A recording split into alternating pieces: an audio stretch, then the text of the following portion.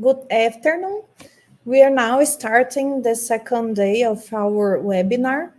So I'm going to present to Dr. Burgess. For the last decade, the Burgess lab has focused on developing technologies to systematically annotate the functions for all the genes in a vertebrate genome. After completion of the human genome sequence, approximately 70% of the protein-coded genes could be assigned a putative function based on at least one identified found domain. However, for the vast majority of these genes, assigned functions are inferred, and their true in vivo functions have never been directly tested.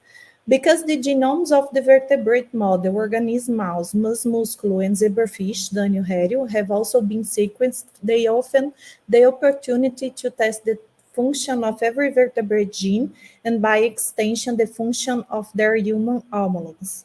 Thank you, Dr. Burgess, for your presentation and for being here. Great, thanks for inviting me. I feel like I should come out like a professional wrestler after that rousing video beginning. Does this look okay to everybody? I'm just going to go ahead and go. I have been very interested in figuring out the function of genes in general and all genes in general. And one of the ways that we've been doing this is to pick a particular topic and then do high throughput genomics and genetics on that topic. And what we've been focusing on for the last several years is tissue regeneration. So I'm going to tell you two stories today. The first one is about hearing regeneration and the gene regulatory network that controls that process. And this is done by a very talented postdoc in the lab, Erin Jimenez. She'll be out on the job market this year after doing many years of work on this particular. People are surprised, but fish do have ears, as do zebrafish. And the basic functions of the ear, the inner ear in fish, are the same as the functions in a human being. There's two parts. One is the part that's auditory, that's the part that hears. And the other part is the vestibular system, the semicircular canals in our inner ears of how we detect motion and balance. And that's in this structure here. And if you look at the cells involved, they're the same in both mammals and fish and all vertebrates. And the key cell players we're talking about are the hair cells. These are the mechanosensory receptors in the inner ear. They have these bristles that stick out into the lumen. And when you deflect these bristles with vibrations or motion, it triggers synaptic release and sends signals to the brain. The other important cell type we'll be talking about are these support cells. They always surround the hair cells. They insulate each hair cell from every other hair cell. And they also are the epithelial layer and potentially a pool of stem cells needed for regeneration. What's particularly interesting about this topic to me is that hearing in all vertebrates except mammals is fully regenerative. If you damage the hearing in a chicken or a fish or a lizard, it grows back just fine. But the mammalian, at the mammalian line, there seems to be something lost, and we can no longer regenerate hearing. So our opinion is, or we hope that it's true, that in terms of therapeutic value, or in terms of finding a therapeutic translation of our research, the bar to jump from other vertebrates to mammals is smaller in this case than it might be for, say, growing an entire limb like a salamander can do. So there is a lot known about the developmental program in hearing. And the key is that you start with these sort of otocyst cells that are going to become the inner ear. There's a number of well-known genes that are involved in this differentiation pathway. And then the key player that's been very heavily studied is this gene ATO1. And when ATO1 turns on, these can be considered what's called a progenitor cell. And then one of two things happens when ATO1 turns on. It continues to express ATO1 and differentiates into a hair cell, or the jagged notch signaling in adjacent cells can turn off ATO1, and then those cells will differentiate into a support cell. So there's sort of a three-way dynamic here: progenitor, hair cell, and support cell, and they're all very closely related in developmental biology. There isn't as much known about regeneration, but two things have been seen in zebrafish in particular through Dave Ravel and Tatiana Petrowski's work primarily, but many others as well. The support cells in the lateral line, when you kill a hair cell, the support cells start to divide, and then some of those cells that divide turn into hair cells. It's been shown in chickens, at least, that you can also block mitosis and then have what they call transdifferentiation. They show a support cell turning directly into a hair cell in the absence of cell division. This hasn't been seen in fish, but it has been shown at least in one other species. So we wanted to study this process at sort of higher resolution, really start to get some traction on how the process of regeneration works in the zebrafish. So we made a transgenic fish to create a model where we could ablate essentially all the hair cells of the inner ear. And this system is a copy of a technique used in mouse, where we used a hair cell specific promoter. In our case, it's myosin 6A, and it's driving this human diphtheria toxin receptor gene. So the human diphtheria toxin receptor is about 10,000 times higher affinity for diphtheria toxin than the endogenous zebrafish or mouse or any other species. The endogenous gene's affinity for a diphtheria toxin. So you can express it in a tissue-specific manner. You can inject diphtheria toxin into the fish. It'll find those human receptors on the hair cell, and then the diphtheria toxin will get internalized, and it'll kill the hair cell. You can see this behaviorally. So we have a non-transgenic fish where we can inject a large quantity of diphtheria toxin. And behaviorally, these fish swim just like every other fish. They look fine. You inject it, however, into the transgenic, and you see this behavioral spinning. This is a classic behavior for vestibular function defects. It's seen in fish, it's seen in mouse, and this spinning is exactly what's seen in some published mutants where the hair cell function is known not to work. Work by Teresa Nicholson primarily. Trying to go forward here. There we go. We can also dissect out the inner ears, both the saccule, where much of the hearing is taking place, and the utricle, which is where the vestibular system is. We can stain those hair cells I showed you with phalloidin, which binds the actin fibers, those little bristles I showed you that stick out into the lumen. Each one of these dots is a little hair cell. And you can see by day 4 and clearly by day 5 that all of the hair cells are dead in both organs. And if you let them go long enough, by day 13, they've all grown back. So in the process of 2 weeks, we can get essentially 100% killing of the hair cells. And by the second week, they will have all grown back again. So it's both a robust killing and a very fast regenerative process. Perfect for doing the kinds of studies we'd like to do. So what we did was we did single cell analysis, and we did both kinds. We did ATAC-seq and we did RNA-seq. And then we linked those two data sets together. And then we did a number of different kinds of analyses.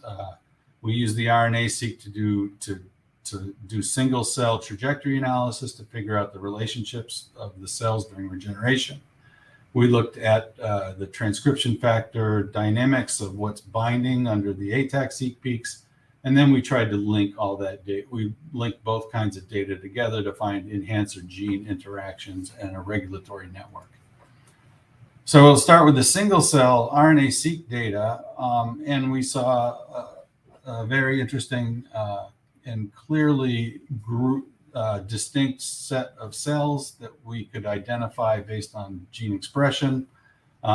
These here are the support cells. There's these progenitor cells, these in-between cells, and I'll show you the evidence for that in a moment, which is interestingly, there's always some of these progenitor cells in the inner ear, but there's many more during regeneration, and then we have hair cells, both immature and mature hair cells can be seen in both uninjured and regenerating inner ears. And this just shows you how these numbers change. However, you pull out 7,500 cells, for example, randomly. And in the normal situation, primarily it's support cells. But during regeneration, the number of support cells you can find is seriously diminished, whereas the number of precursor and hair cells, particularly immature hair cells, increase very large, by a very large amount. We have different kind of gene modules that define each of these cell types, and we can use that to start studying the process of regeneration. So the first thing we did was Tatiana Petrowski has a very nice data sets of the lateral line organs of fish, which also have hair cells and support cells. These organs are on the side of the body. And are often used as a model of regeneration in zebrafish because they're easier to access than the inner ear. So we compared the lateral nerve mass expression to the adult inner ear, and we see some commonality across these axes in all three cell types, but there are also significant differences as well. So that suggests that the lateral line is a good model, but not a perfect model for the inner ear. So we're hoping that we're going to learn some inner ear specific aspects of hearing regeneration using our data set. In contrast, we actually compared the saccule and the utricle profiles, and we found very, very few differences between the two organs, even though they functionally have different purposes. And so because the correlation between both organs was so good in all the cell types, for the rest of the analyses I'll show you, we ended up pooling the data to increase the number of cells we were analyzing and the statistical power behind them. So if we use pseudo-time analysis, which looks at relatedness of cell types based on gene expression, and orders them in sort of a time or relationship pathway, we can see very clearly the support cells are one end of the anchor.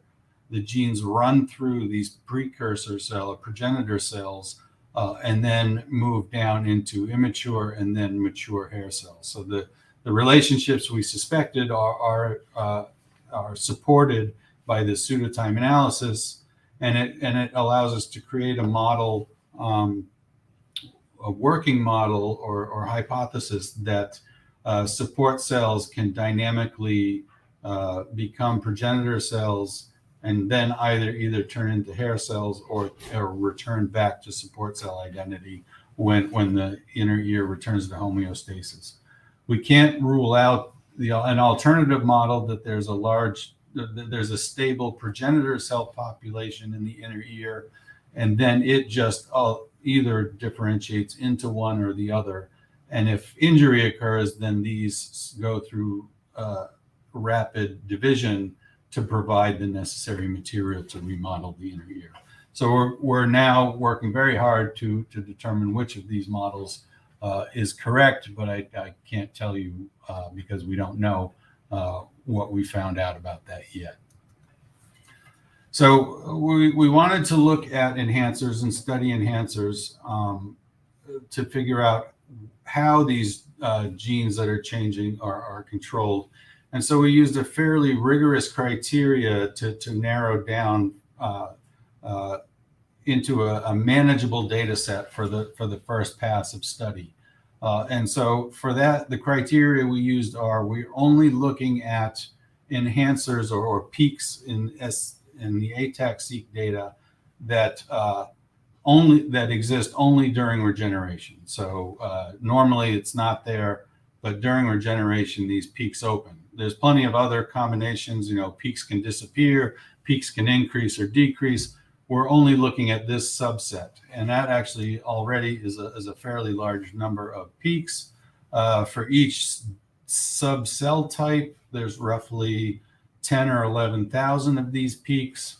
The support cell peaks tend to be more different than the progenitor and hair cell peaks, which have more in common. So these two cell types are a little more related than the support cell type is. Now that we've got all these peaks that we want to analyze, 30,000 total, we're going to do motif analysis, looking for transcription factors that might be important. We're going to correlate those binding sites to each other and to the genes, and link those peaks to genes that are changing gene expression. So the first thing to do is link these regeneration responsive enhancers to the differentially expressed genes, right? So we had our ATAC-seq data, we have our RNA-seq data. From every gene that changes level and expression, we took a window plus and minus 50 kb from that gene, and we counted and linked any peaks that are linked to those genes. We made a subcategory that we're focusing our energies on. This is what one locus looks like. This is SOX2. Here's the support cell, precursor cell, and hair cell emerging peak data. And one other filter we put onto it is we looked at genomic conservation between zebrafish, carp, and goldfish. And any peak that falls into a sequence that's conserved across all of those species, we gave extra weight as to it likely being an important regulatory element. If you count how many we get when we put this kind of filter on, it's roughly somewhere between 1,000 and 1,500 genes linked to peaks that we can then go on to do the next level of analysis on. When you put the filter of conserved non-coding elements, it cuts off somewhere between 500 to 800 of these peaks, narrowing down our search a bit. So these red bars here are the ones we're continuing to study aggressively. First thing we did was we took those peaks and we did deep machine learning to identify on the raw sequence data, to identify both transcriptional motifs and potentially structural elements in those sequences that are involved in regulation. We collaborated with Ivan Ovcharenko, who's at NCBI and is an expert in enhancer analysis. He started with a training set of 143 million parameters, and we trained it against Danio code, which has very deep transcription factor binding sites, ChIP-seq, and ATAC-seq data that we could use to train a zebrafish specific training set on. From that original 143 million parameters, 8 million parameters filtered out into a classifier, and then we use that classifier to analyze our data specifically. There were a number of things that came out, some of which we understand and some of which we don't yet. But we're going to look at some of the correlations and some of the things that we discovered early on in the analysis. So we found a number of transcription factors that were enriched in each cell class. And we asked a sort of a next level question of not only how many times do these particular transcription factors occur, but how often do they co-occur with another transcription factor that was also enriched within that data set, within these peaks. And I'm highlighting too that we're focusing on somewhat. In support cells, we see a correlation between the EBF's transcription factors and the SOX transcription factors. And in the hair cells, we see a very strong correlation between the 6 and the SOX transcription factors. The reason we're focusing on these is because we can also go in and look and see what transcription factors we know are being expressed, and these have strong expression profiles in these different cell types. Some of these other correlations are correlations, but they don't necessarily have matching transcription factors to drive it. So these are the ones we've initially focused on. I'm going to tell you particularly about some of the analysis we did in the hair cell derivatives and the SOX and 6 regulated genes that are in our data set. So we broke it down to support cells, precursor cells, and hair cells. And then we put all of the enhancers into one of 4 categories. Does the enhancer have a SOX binding site only? Does it have a 6 binding site only? Does it have both SOX and a 6, or does it have neither? So we took all 4 of those and we asked, how often do enhancers with these characteristics, how often are they linked to genes that are changing expression? And we saw a super interesting pattern that emerged. In the support cells, genes that are changing expression are dominated by having SOX binding sites linked to them. Almost three quarters of all of the genes that change expression have this kind of enhancer linked to it that has a SOX binding site.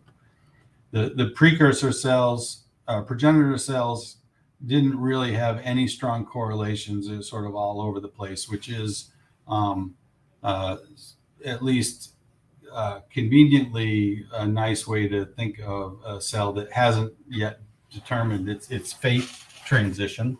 And then when you look at hair cells or immature or mature hair cells, what we see is that the SOX and 6 co-binding enhancers are the dominant character, and then the next most likely had neither SOX or 6. And this is roughly 45% of all genes being regulated have both a SOX and a 6 binding site in the same enhancer. So if you look at the support cells, the model is that it's being driven by SOX genes. The progenitor cells have SOX and 6 expression, but they aren't really being coordinated. They're working independently. Oops. And for hair cells, the SOX and 6 transcription factors are working together to drive expression. And then when you ask the top go terms for the genes that are linked to the SOX and 6 transcription factors specifically, there isn't much in the support cells. And then as you get to progenitor and hair cells, we start to see exactly what you'd expect to see, things about lateral line and peripheral nervous system. And so this all fits together into a story where SOX drives the initial changes, SOX and 6 start to work together, and then ultimately they are coordinated when the cells start to differentiate. We can pull out all of the SOX and all of the 6 genes that are being expressed in each cell type. And now I've moved that pseudotype down to the bottom here, going left to right. And the support cells are on your left and the hair cells are on your right. And you can see the SOX genes have a tendency to be expressed in the support cells or in the transitions. And then a couple examples of them turning on late. And then the 6 genes have the opposite tendency of being more likely to be turned on towards the end, towards the differentiating half. So it looks like maybe these SOX4s, are working together with these 6s to drive the differentiation at the end, and these SOX genes are driving the sort of initial regeneration response. So now we're working out and trying to develop this combinatorial language for hair cell differentiation, and we're starting to independently and in combination knock out some of these important transcription factors to see how they play out in both development and regeneration. So I'm going to tell you one more as part of what Erin has been doing for her work. She's looking to functionally validate these enhancers and show that they have important regenerative regulation properties. Here's one example where she looked at the SOX2 gene, and we picked this peak here, which emerges in the support cells and in the progenitor cells, but then disappears in the hair cells when they're differentiating. And she knocked that gene out by designing CRISPRs on each side. If you look at the predicted transcription factor binding sites that are under that peak, there's a lot of interesting ones like SOX2 itself and the POUs and NeuroD, for example. And so it looks like it's probably going to be important. And it also is what we call an ultra conserved enhancer, in that there's these sequences here and here are conserved all the way from zebrafish to humans at like 99% identity.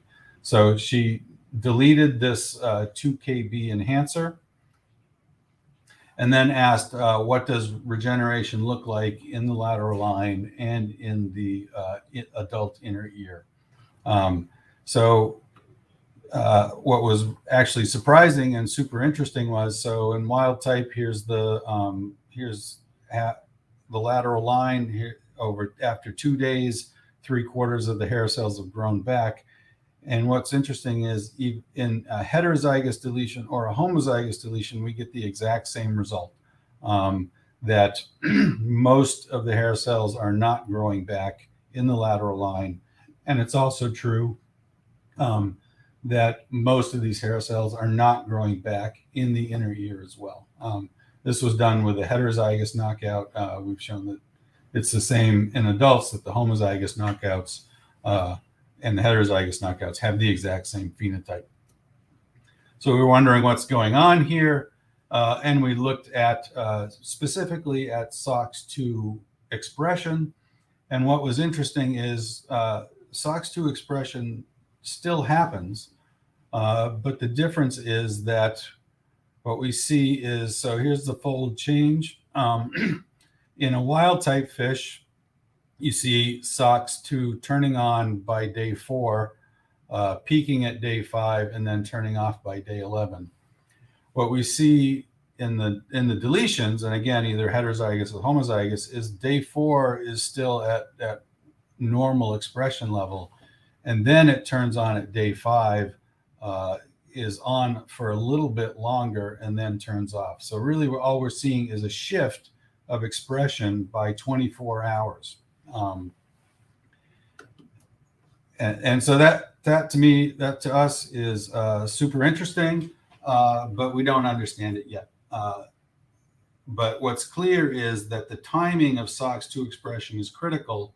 And just by delaying it 24 hours, you can permanently inhibit regeneration in the inner ear. And this goes out, we've gone out to 2 months now, and the hair cells still haven't regenerated in the knockout. So this is really quite remarkable to us, and we're going to continue to study this.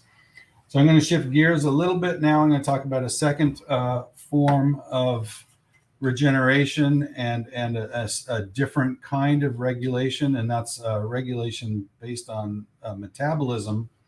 And this work was done by Jason Sinclair, another PhD postdoc in the lab. Many people have made the arguments, this is from a cell signaling review, that there are similarities between wound healing and regeneration, and cancer. Cancer is often called the wound that never heals. You can get proliferation, but no differentiation. So it's a dysregulated version of wound healing. And the reason I bring that up is we're going to focus on this aspect, the deregulating cellular energetics that happens. And really what they're talking about when they say that is the Warburg effect. This was originally identified by Otto Warburg back in 1920, I believe. And what they were seeing in tumors was that even in cell culture, even in the presence of ample oxygen, the cells primarily relied on glycolysis instead of going to the mitochondria and doing oxidative phosphorylation. So most of the ATP that these cells were making was from glycolysis, like I said, even despite the fact that there was ample oxygen. And this phenomenon actually is being seen in regeneration as well. The mitochondria really aren't being engaged early on. So there are three pathways that could be involved in this process of when you shift to glycolysis and block the mitochondrial use.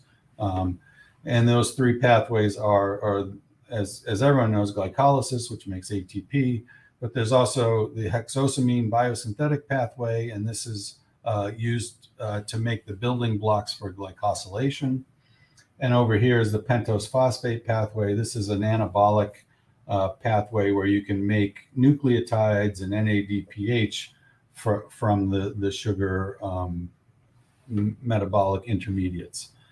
So these three pathways could be part of the process, or could all be important in terms of both regeneration and cancer. So we used a tail fin regeneration model, and what we're talking about is the larval tail fin, and there are a number of different tissues here. So it's a complex, multicellular kind of regeneration. And you can, if you cut deeply enough, you can include the neural tube and the notochord and other tissues like blood vessels, all which have to regenerate after the cut. So this is what it looks like. This is about where we cut the tail fin. And what happens about 2 hours after you cut the tail off post-ablation, you get this notochord bud. The notochord kind of oozes out and spills, and it creates this blob here. And then eventually that whole tail will regenerate back, and it takes about 3 days total. Here's what it looks like in terms of hours, right? And so we have tail fin area. It goes 72 to 100% at 4 days. And most of the cell proliferation occurs in the first 24 hours and then drops off. So there's first a lot of cell division, and then the cell size increases after that. So it's an interesting dynamic process of regeneration. This process goes through the traditional regenerative structure known as a blastema. MSX3 is a classic marker for the blastema, and you can see after you cut the tail off, you get a very strong expression of this marker all around the regenerating tail bud. So this gets cut off at 2 hours, then a number of cells move in, form a blastema, and fully regenerate that tail. So we got interested in this metabolic process from one of the mutants that we were studying, HSP60, which has a regeneration defect and is known to be part of the mitochondria. So our first assumption was that because HSP60 is in the mitochondria, mitochondrial function was important. So we did a test where we were going to block mitochondrial function with mitoblock 6, and we were blocking glycolysis with an inhibitor called 2-deoxyglucose. We fully expected that blocking mitochondria was going to block regeneration. We definitely saw that during development, blocking mitochondrial function made the fish very, very sick, but didn't really impact the tail fin growth all that much, although the tails were just a little bit smaller, and that's probably related to this overall very sick fish. With glycolytic inhibition, blocking the glucose metabolism, these fish were actually fine. We started at 24 hours after fertilization. We left them in 2DG, and they were perfectly normal, no problems at all. So mitochondrial function is important for development, but it doesn't look like, at least early on, that glycolysis is. In contrast, when we blocked mitochondrial function and cut the tails off, they actually grew back just fine, and they looked perfectly normal, and they formed the normal blastema. But when we inhibited glycolysis, we completely blocked regeneration, and it was actually quite remarkable. You can wash it out, and regeneration would restart. And at the same time, we could show that in this case, the blastema was not forming, that MSX3 did not get induced in this block. We took a glucose analog that's fluorescently labeled called 2NBDG, and we said, well, which cells are the ones that are shifting to this glycolysis and are potentially important for regeneration? And what we saw was that there was a massive increase in import of glucose into cells right at this notochord bud, and that import of glucose peaked at about 24 hours of post ablation.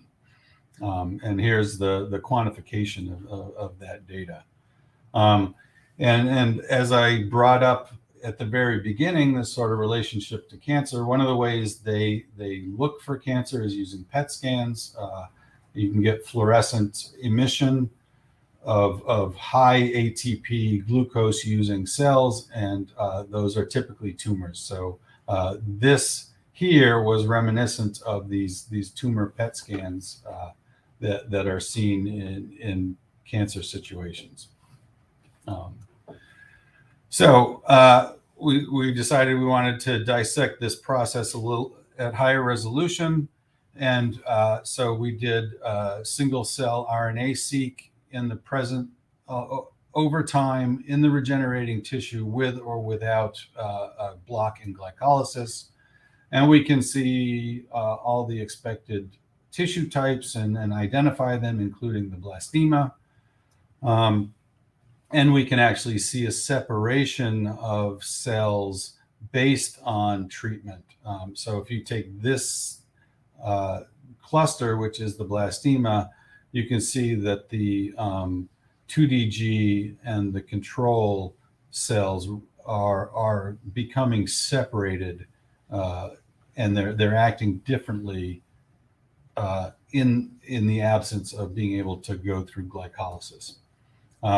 And we can show that, as we saw with the original experiments in the in situs, that the blastema markers, these guys are being blocked when you treat with 2DG, and we actually see an increase of mitochondrial proteins like OCI-AD2 in the cells, in these cells. So there seems to be a rebound and change in cell fate that occurs because of the block. What we also saw when we compared the control versus 2DG blastema was that one of the things that's changing profoundly is TGF-beta signaling. And we can show, particularly in the very early triggering of two TGF-betas, activin and TGF-beta 1A, that the expression of these are almost completely blocked by 2DG treatment. And some of the downstream genes as well are knocked down in that same treatment. And it's actually been published before, and we recapitulated that you can get the exact same block in regeneration by inhibiting TGF-beta signaling with known inhibitors. So this tail is pretty much the recapitulation of the glycolysis inhibition we saw with 2DG. So, and the same thing happens when you block TGF-beta inhibition. You block MSX expression, just like you do with 2DG. And we can also show that PSMAD phosphorylation of SMAD2 isn't happening in the process of 2DG and in the process and in the presence of TGF-beta inhibitors. So we're still trying to figure out what's going on and how this works. One of the things we noticed is that when we treated with 2DG, we saw an increase in ER stress genes and an upregulation of genes in the hexosamine biosynthetic pathway, specifically in the blastema. You do these GO terms, and they're enriched for glycosylation, membrane trafficking, and ER stress. So that is suggestive that there's something going on here, and maybe that these two are less important pathways in this process. And so here's the specific example I'll give you. GFPT1 is one of the early steps in generating UDP-GLUCNAC. It's up in here. And you see a massive upregulation of that gene in the 2DG treated cells. And so we wanted to figure out which of these pathways is important for regeneration. And so we checked them all. We knocked out PGK1 in glycolysis to prevent ATP generation. We knocked out G6PD, which is the first step in the PPP. Both of these guys regenerate just fine. And we didn't see a regeneration defect until we knocked out the genes GFPT1 and 2 in the hexosamine biosynthetic pathway. Development is just fine, but regeneration is completely blocked in these double knockouts. We can also show that we can show an interaction between the inhibitor 2DG and a single knockout GFPT1. So we can treat wild type fish with a level of 2DG that doesn't block regeneration, and you can but we can show in the GFPT1 knockout that this low level of 2DG increases the regeneration block above and beyond what we see just with a single knockout. So these together are very solid evidence that what we're seeing by the inhibitor is related to specifically to these genes that we've knocked out in the HBP. So our conclusion here is that regeneration is being driven by this pathway and not by either of these other pathways. For glycosylation, there's two sort of outputs possible. You can do N-linked glycosylation, or you can do O-linked glycosylation. So we asked which of these two or both are responsible. And so we did inhibitors to both O-linked and N-linked glycosylation to tunicamycin or OSMI1. And it's very clear, again, that it's the N-linked glycosylation inhibited by tunicamycin and not O-linked O-GLUCNAC that's causing this very specific regeneration defect. So what do we think is going on? Tying all the things I told you together, it's the HBP the shift to glycolysis is to flood the HBP pathway. The HBP pathway is then making UDP-GLUCNAC, and it's N-glycosylation that's the important aspect of this regeneration. And we think our working model now is that particularly it's TGF-betas that need to be glycosylated properly to be released and to trigger that blastema formation off of the notochord. if you inhibit the production of UDP GLUCNAC and the end-link glycosylation, then the TGF betas don't get properly glycosylated and they don't get secreted properly, and they can't trigger that blastema formation. We're still trying to figure out where those blastema cells come from. Our first guess was the sheath cells around the notochord that were moving down were the ones that were becoming the blastema, but we made a transgene where we could trace what was happening, and it looks like the collagen 9A2 marks the sheath cells of the notochord, and we can see them very brightly, and then the taglin GFP marks the blastema, and we can actually see that the blastema is sort of a cap on top of the sheath cells and not really part of the sheath cells themselves. We tried to really show that that's the case. We made a Cree-Lox version driven by notochord sheath cell specific promoter driving Cree, and then flipping those cells to RFP to permanent expression. So you can see that flip happening. Here's GFP. Here's the flip in the notochord sheath cells. And what we can clearly see is that there are cells that flip, become RFP, leave the notochord, but they never form blastema, and they never become any other cell type and eventually go away. So we're still trying to figure out where these blastema cells come from, but we haven't gotten there yet. So those are my two stories. Here's a quick summary of what we've seen during inner ear regeneration. We have support cells that can transition to an intermediate cell type and then differentiate into hair cells. And that involves the coordinated expression of SOX and 6 transcription factors and sort of a progression from SOX to SOX and 6. We showed precise regulation of the timing of SOX2 is actually essential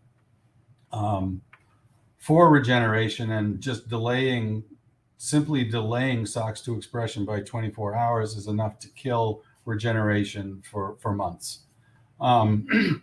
We also show there's a metabolic shift to glycolysis during blastema formation. It's in cells that ultimately don't become the blastema, though. The HBP, the hexosamine biosynthetic pathway, is that key pathway for regeneration, and not glycolysis and ATP production, or the pentose phosphate pathway and nucleotide synthesis. And finally, the notochord sheath cells seem to be important for blastema formation, but they don't actually contribute to the blastema directly. So we're super interested in, are they moving to the site and organizing the blastema, but or do they have sort of a sort of inert function, and the blastema can form without the existence of the notochord? And we're starting to do experiments to test those questions. That's it. Thank you, folks. There's a lot of people involved. I just want to highlight Aaron, who was the lead on that first project, Jason, who was lead on the second project, many people in the lab contributing a lot of work, Ivan and Wei Song for their help with the deep learning. And the Zebrafish core is always essential for us. Our first experiments in hair cell regeneration were in collaboration with Art Popper at the University of Maryland. So I'll always be grateful for him for getting us excited and interested in that specific topic. And with that, I guess I'm stepping out into the infinite, and I guess I can take questions. Thanks, everyone. Thank you, Dr. Shawn Burgess. It was a beautiful presentation. We are waiting for some questions on YouTube platform, but I have 2 questions actually for you. The first one is about glucolysis problem on the regeneration. Have you studied something about insulin growth factor and those receptors in this? Because those pathways that you cite, they always are interrelated with IGF. So exactly IGF-10, if I'm not wrong. So is there anything about it that you study? Yes, we're definitely aware and thinking about it. We haven't done a lot specifically yet, but so Ken Poss has done a lot of work on analyzing enhancers during regeneration as well, and they came up with these ones they call trees. I forget exactly what the acronym is, but within that, the ones they identified had IGF. Transcription factor binding sites. And another well-known phenomenon is diabetics often have very wound healing problems. And so we do think that what's happening is you're getting the IGFs triggering the glucose transporters. And we see increased expression of the glucose transporters in these cells. And that allows that import of glucose, the increased import of glucose. So it's all interrelated. It's super interesting. We're very, very excited to pursue it, and we do think that there's going to be important, relevant information in terms of the metabolic disorders, particularly diabetes, and their ability to heal wounds. So we're super excited about pursuing some of those ideas. And the other question that I have for you is about the shift that you've seen on those cells. In embryos, we know that when the cell migration happens to form the different tissues, they overexpress or sometimes they down express some genes there that are related to adherent proteins. Have you seen something about those proteins? Because they seem like very important, so the differentiation occurs. Yeah, we see a number of things. Yeah, we see increase in the matrix metalloproteases, which are part of which are always induced when you have to remodel tissues. We do see very specific, and I can't remember off the top of my head. I'd have to dig back into the data. Expression of different kinds of matrix proteins, secreted matrix proteins that are different than what's normally expressed in steady state. And we also see expression of a number of genes that are involved in cytoskeletal remodeling. So it's all, I mean, a lot of these things you expect to see during tissue remodeling, but they're all there. We think they're all super important, and we can start dissecting them as well, and genetically, and see what happens. Okay, thank you. If there is no other question, we are going to finally your presentation. I'm going to talk with you later. So thank you, people. Thank you, Dr. Shawn, for your attention and for your lecture. And now we are going to pass a video and to start our 2 p.m. lecture. Thank you, everyone. Thanks, everyone. Great idea this is.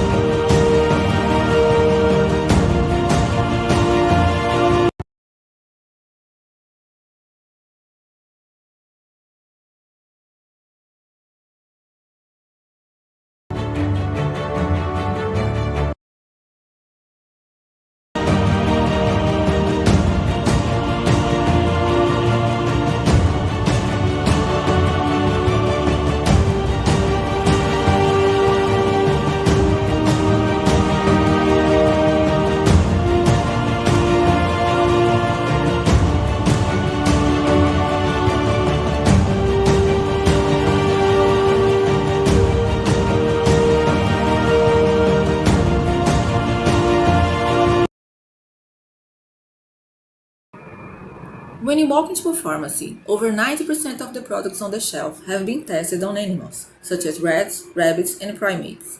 These animal models have the complexity one needs, but they are costly, time-consuming, and ethically challenging. Also, 9 out of 10 products tested in animals fail when administered to humans. Even with biotechnological advances, the use of these animals in product research and development is still massive. Is there no other alternative to the use of these animals? And to what extent is maintaining this model worth it? Today, regulatory bodies pressure companies to change this scenario. In this perspective, large companies such as Natura, Boticário, and others are adopting an alternative methodology to replace the use of animals in tests. Thus, to offer innovative solutions, Dissecting was born. We are committed to using fish embryos for the toxicological evaluation of new products. It is an innovative, alternative, and predictive model. The fantastic thing is that, despite not being considered an animal model, this embryo shows cellular activity, guaranteeing the same reliability in animals and greater than tests in cells. Our tests reduce research time and costs in new product development by more than 50%. We have the perfect formula to provide greater profits for companies and reduce any possible ethical issues regarding animal use and welfare. So it's a win-win relationship. Our differential in the market is the competitive price, shorter service time, and delivery of reliable results. We have a multiple competent team that focuses on innovative solutions for the market and works to generate biomedical research safely and efficiently for the good of our customers, society, and animals. We are disease safe and we are swimming towards a safer future.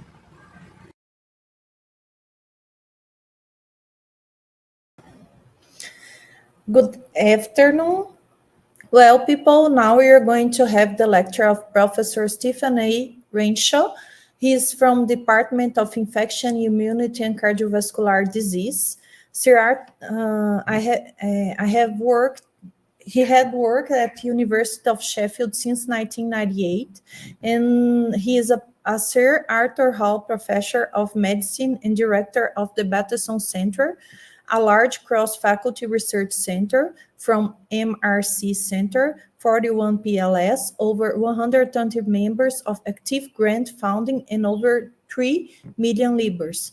He has important leadership roles in large cross-institution partnerships, including direction and MRC doctoral training partnership across 4 major civic universities of the north of England, highly regarded as a model for student-led, cross-institutional, innovative postgraduate research training.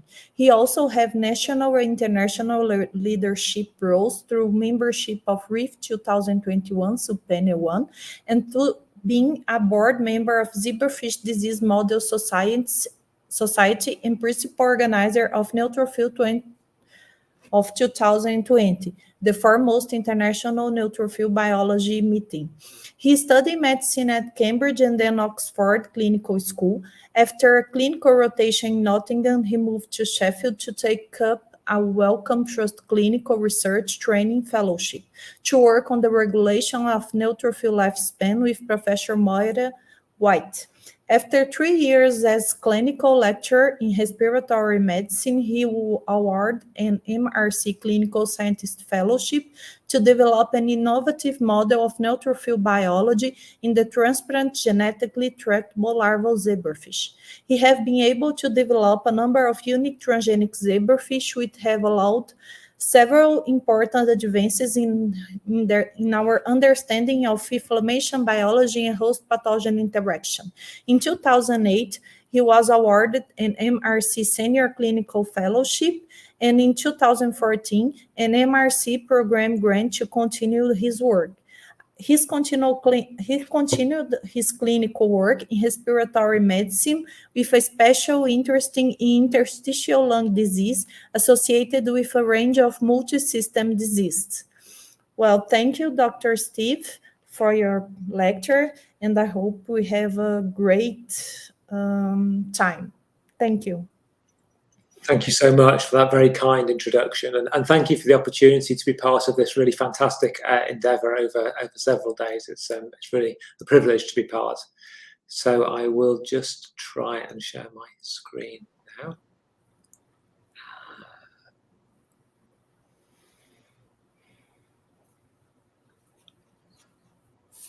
hopefully you can see that now. Yes, we can see. Thank you. Fantastic. So, so I'm going to talk to you today about using zebrafish to model inflammatory lung diseases. And I'm aware of the contradiction that's inherent in that title there, that I'm a respiratory physician, I'm interested in the lungs, and yet I use a model which doesn't have any lungs. But I'll show you some of the work we've been doing, and hopefully it'll become clear the sorts of things that we can use the zebrafish for to help understand lung disease. So I'm going to talk today about 3 different projects that we've had in the lab over the last few years, looking at different aspects of lung disease. And I'll introduce each of them as I go, explaining what the terminology relates to. So as a chest physician, one of the things that we look at frequently to help us understand what's going on is the chest X-ray. This is usually the first thing we look at after we've seen the patient. So this is an X-ray of a patient with chronic obstructive pulmonary disease. And what you can see here is the lungs are black, they're darker than they are normally. The heart is a small triangle in the middle there. And the diaphragms have been flattened down and compressed.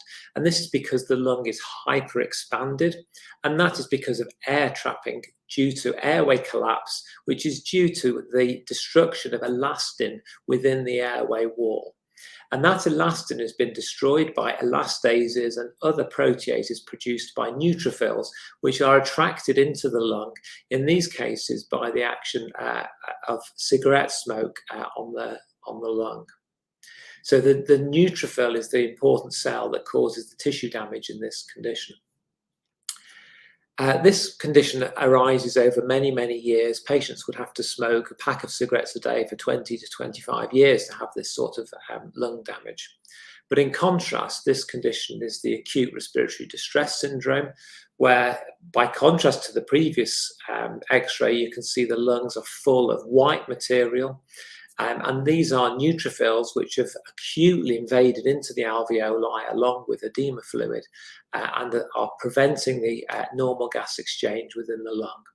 And this is a very common consequence of a number of different insults, for example, major surgery, road traffic accidents, or systemic infection. And this sort of approach, this sort of condition is very common in the intensive care unit. Maybe 10 to 20% of patients on an intensive care unit will have this condition. And it's really the consequence of very acute respiratory neutrophilic inflammation within the lungs. A condition that we are familiar with over the last few years is COVID pneumonitis. This is something I've recovered from myself only recently. And we know in this condition that neutrophils are a key part of the damage to the lung. Neutrophil proteases, neutrophil delivered reactive oxygen species and the like are important in driving damage to the lung. And the last condition I'm going to introduce today by means of the radiology is bronchiectasis, and this is a specific example of bronchiectasis caused by cystic fibrosis. So this isn't a chest X-ray, this is a slice from a CT scan showing the same projection as a chest X-ray, but it's a much thinner slice of the lung. And what it shows is dilatation of the airways, thickening of the wall of the airways, and mucus within those airways. So this is a patient with quite severe cystic fibrosis, and I will come back to cystic fibrosis in a bit more detail. But the damage to the airway wall and the bronchiectasis and the dilatation of these bronchi is caused by neutrophil proteases damaging the airway wall. So in all of these conditions that I've introduced, the neutrophil is really the key cell. And that's the cell that I work on predominantly in my lab. So these are neutrophils showing the beneficial effects of neutrophils. So the neutrophil here is red, bacteria are green, and over time you'll see the bacteria converted from green living bacteria into white or blue bacteria, which have been killed by reactive oxygen species within the neutrophil. So this is what neutrophils are for. They're for phagocytosing and killing infectious pathogens. But what I've told you in most of these conditions is about how neutrophils damage the lung. And you can get a bit of an idea from this movie how that happens. So this is a membrane tagged fluorescent protein in neutrophils, and you can see that the neutrophil is completely packed with these granules, which is what gives its name as a granulocyte. And those granules, when they are released into the tissues, deliver reactive oxygen species, proteases, antibacterial peptides, substances which cause the death of bacteria, but also damage to the host tissue. And it's that balance between host defense and host damage, really, which is right at the heart of neutrophil biology. So the first condition I'm going to talk about is the activated PI3 kinase delta syndrome, or APDS. And this work that I'm going to show today has been done by Stone Elworthy, who's a really talented postdoc within my group. So the activated PI3 kinase delta syndrome is a relatively new condition. It was identified by my colleague Alison Conliffe just before she moved to Sheffield from Cambridge. And it's a genetically inherited condition. It has autosomal dominant inheritance. And patients get recurrent infections and bronchiectasis, this dilatation and scarring of the air passages in the lung. And you can see in the cartoon on the left a normal airway at the top and a bronchiectatic airway with scarred, thickened airway walls full of infected mucus. And in the scan on the right of the screen, these are slices taken through a patient. You can see the heart is the large white area in the middle, the lungs are the darker areas on either side, and within that you can see these cysts here of dilated, damaged bronchi, and this endobronchial infection here in the lung. So this is a disease characterized by infection and by bronchial wall damage. And it's caused by activation of this enzyme PI3 kinase delta. This enzyme acts at the cell surface to convert this phosphatidyl inositide 4,5,2-phosphate into the PI345 triphosphate, and it adds a phosphate group to this lipid moiety here in the membrane. And this is very carefully regulated. The catalytic subunit is shown in the orange, and the regulatory subunit in the blue. And the areas shaded in here are the areas that are mutated in this condition. And you can see in those conditions that, in these cases that these mutations cause changes, structural change in this protein that cause it to be constitutively active and to cause enhanced PI3 kinase signaling at the cell membrane. So just as an aside, one of my students, Claire Muir, who I co-supervise with Alison Conliffe, has used a transgenic line which uses a reporter of PI3 kinase, and she's used this to show what happens to PI3 kinase signaling during phagocytosis. So this is Staph aureus here in magenta, and the PI3 kinase is being read out by this reporter line here in green. And what you can see in the middle here is a group of bacteria which have been phagocytosed. You get recruitment of the PI3 kinase to that phagosome, and that this PI3 kinase is cyclical activation of that at that phagosome membrane, and that's the subject of Claire's studies. And it's not really pertinent here, but it's just to illustrate the very dynamic nature of PI3 kinase signaling in neutrophils and how we can use the zebrafish to understand what's happening there at a very dynamic level. So back to the PI3 kinase delta project. So zebrafish and humans have very closely homologous PI3 kinase delta, and you can see that the critical domains that are mutated in the condition are conserved both at the 525 and at the 1017 locus. So Stone made homology-directed knock-in mutations using a Cas9 for the E525 and a CPF1 for the E1017, and he used a donor for this of about 60 oligonucleotides, and was able to show using specific primers that he had made the appropriate mutations. And then he studied the biology of inflammation in those mutants and was able to show that in both the E1017K mutant at the top and the E525K mutant at the bottom, he showed an increase in neutrophil numbers recruited to the tail fin injury shown in the bottom left. And this was consistent across all time points.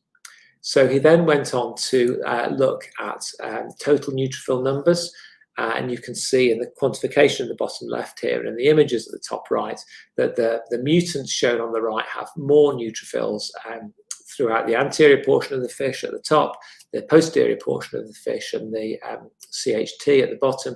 And under as high power here, you can see that there are large increases in neutrophil numbers in the CHT. So it seems that the effect of this mutation is to cause an increase in granular poiesis in the developing zebrafish larva.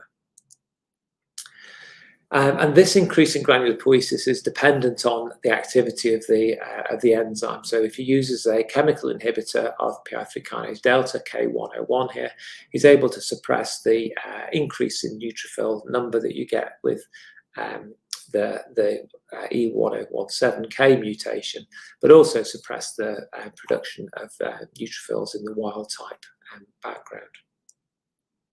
So Stone looked really hard to look at other aspects of a phenotype here and was able to show that the number of macrophages is completely normal and not affected at all. So this is a very specific effect of, on neutrophils. This is the quantification here on the left and the images on the right. And he showed that wound healing and fin regeneration were completely normal in this system. He also did some very detailed tracking experiments looking at both the velocity and the meandering index of neutrophils recruited to a tail fin injury, as illustrated in the bottom left here. And you can see the figures on the right-hand side show that there is really no difference at all in the recruitment of neutrophils to the wound. And finally, in an intravenous model of Staph aureus infection, Stone was able to show that there is really no difference in the survival of these fish to staph infection. But it's worth noting that this model is very much a model of macrophage-driven host defense. It's an intravenous model. Macrophages are much more important in the intravenous model compared to in some of the tissue models. So in this specific model, there's no difference. So to summarize this part of the talk, we've created human mutations in zebrafish using both Cas9 and CPF1. We've defined a distinct neutrophil phenotype in this model, which is really a granular poiesis phenotype. And we have not been able to identify an obvious host defense phenotype.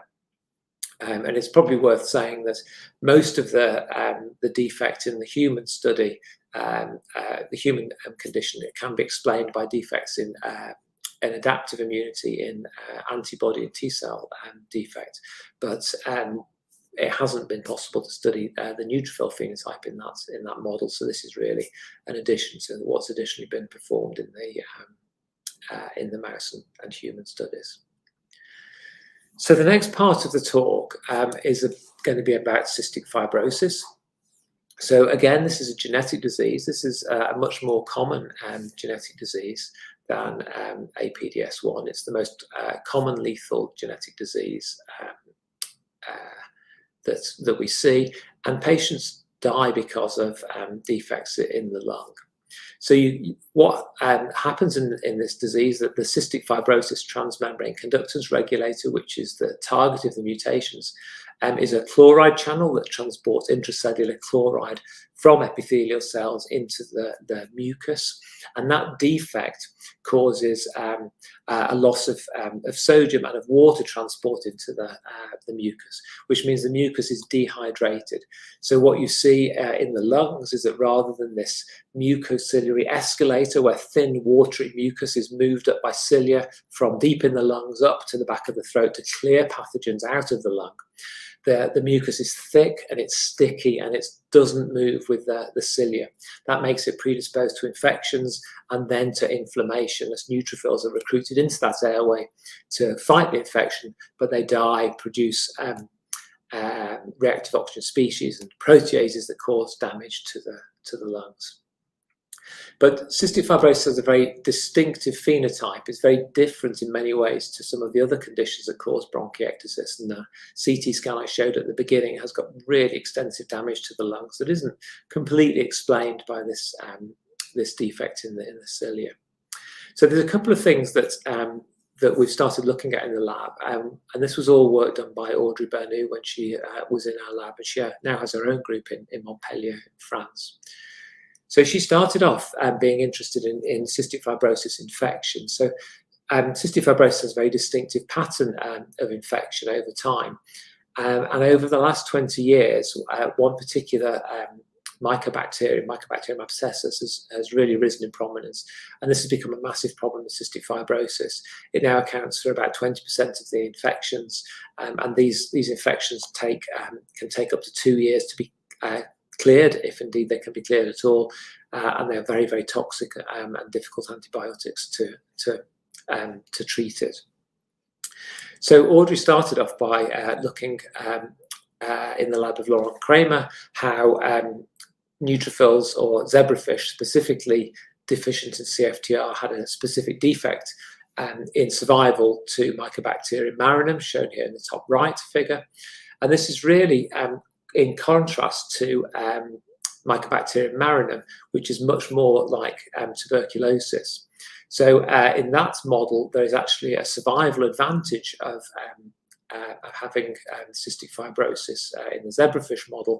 And this is thought to also be the case in humans, and perhaps accounts for why there's still such a high prevalence of this disease, because it may represent a heterozygote advantage against tuberculous infection. So Audrey came to our lab not to look at infection, but to try to understand how cystic fibrosis regulated immunity to infection and inflammation more generally. And as I explained earlier, the normal understanding of this vicious cycle is that because of the defective mucus, there is infection, which causes inflammation. The inflammation causes tissue damage, which causes more infection.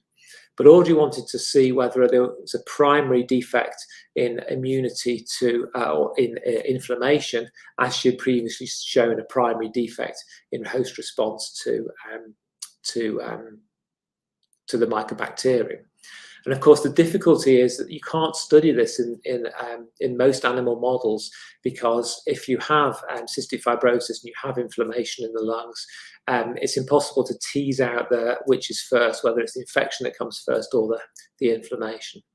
So Audrey studied this in the zebrafish larva, where there isn't any infection, and these haven't really been exposed to chronic infection or inflammation. So in our transgenic model, in which we label neutrophils with green fluorescent protein, she performed a tail fin injury, and there is reliable recruitment of neutrophils to the wound in this circumstance. And she was able to show that in the CF mutants and in morpholinos, that there was an increased recruitment of neutrophils to the wound.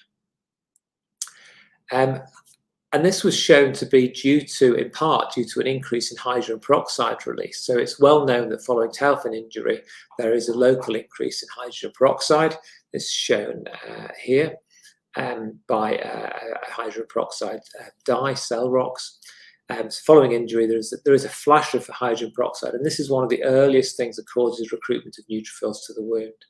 But Audrey showed that hydrogen peroxide was enhanced in CFTR mutants and morphants, and this is quantified here, suggesting that the increased neutrophil number is in part due to the increased hydrogen peroxide effect. And Audrey was able to prove that by using DPI, which is a hydrogen peroxide or an enzymatic inhibitor of the enzymes that produce hydrogen peroxide, or by adding back exogenous hydrogen peroxide.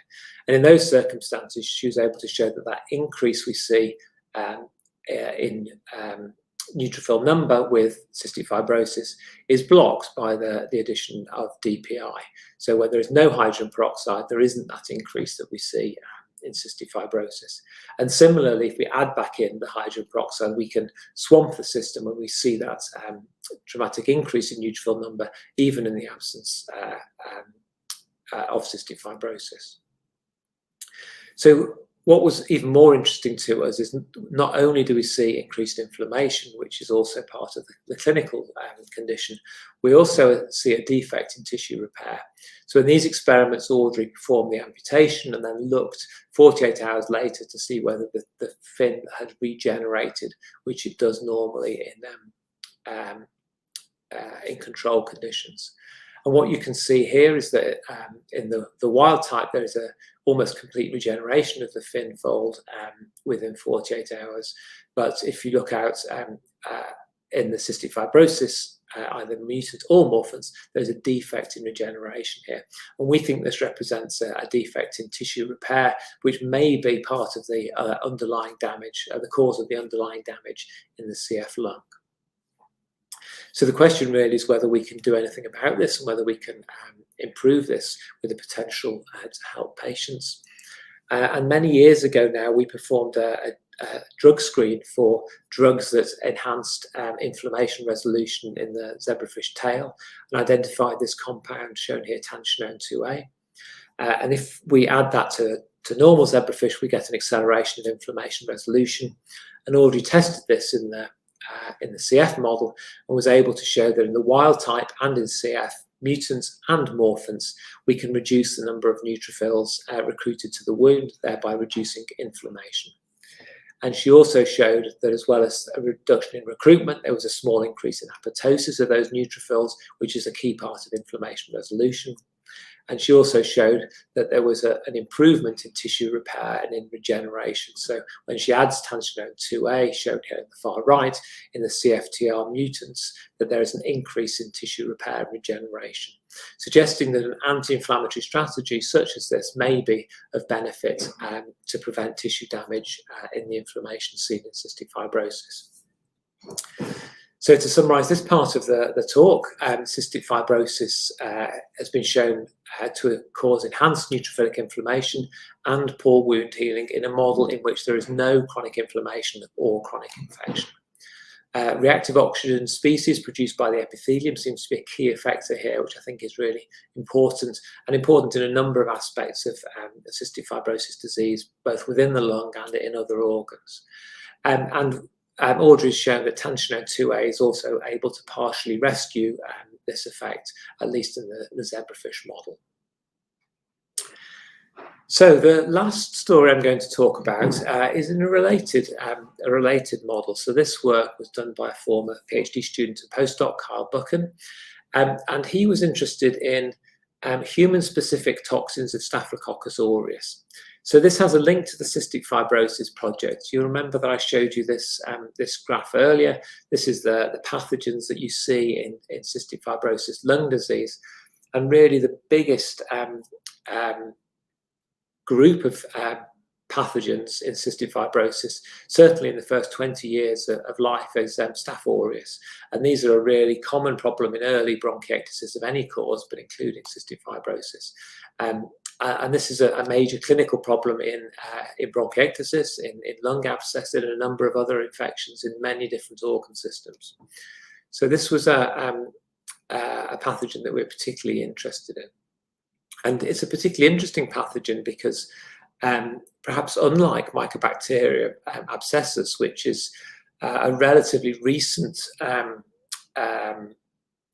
it's evolved very recently to colonize and to damage patients with cystic fibrosis. Staph aureus has co-evolved with humans over many, many years and has a number of very specific genes within it which target the host response.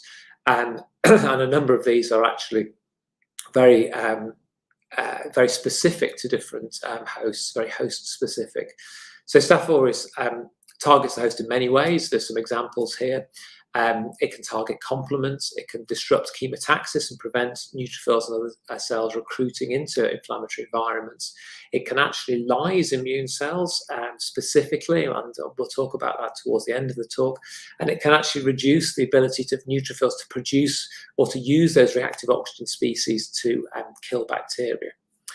So many of these genes are species specific. So there are some on this list here which only target where the particular strain of Staph aureus that produces these is host evolved to target horses, cows, or chickens. And there are a number which specifically target only human proteins. So, for example, any of these genes that are listed here, these are produced by human-adapted Staph aureus that are taken from clinical isolates. And if you take any of these proteins, they work very efficiently against the human isolates, but they don't work at all against rabbits, macaque, chicken, all of those things, and indeed zebrafish. So they're really very adapted to the host environment. So we studied a couple of these in the zebrafish with varying levels of success. So the first of these is this gene SPIN. So this is a staphylococcal protease inhibitor, staphylococcal peroxidase inhibitor. And this is really about aiding the survival of the Staph aureus within the phagosome.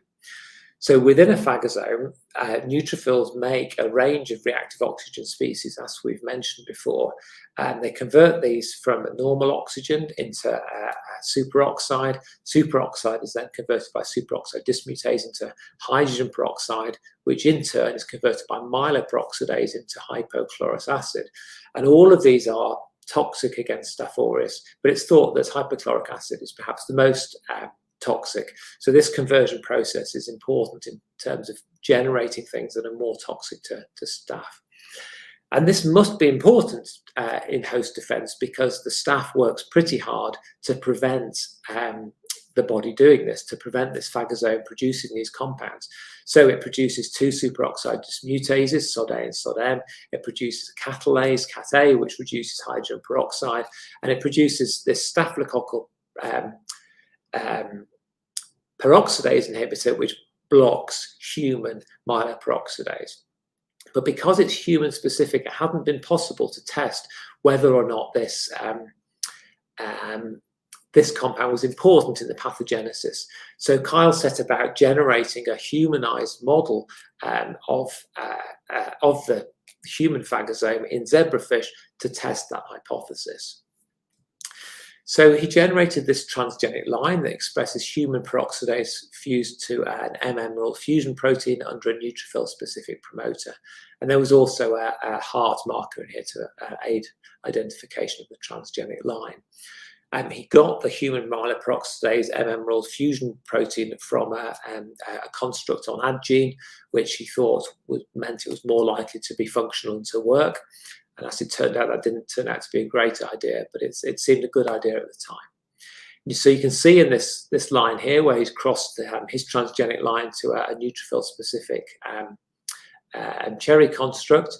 You can see that that in the tail fin here, or in the caudal hematopoietic tissue, there is green and red fluorescence co-localizing into the neutrophils, suggesting that this does express in neutrophils.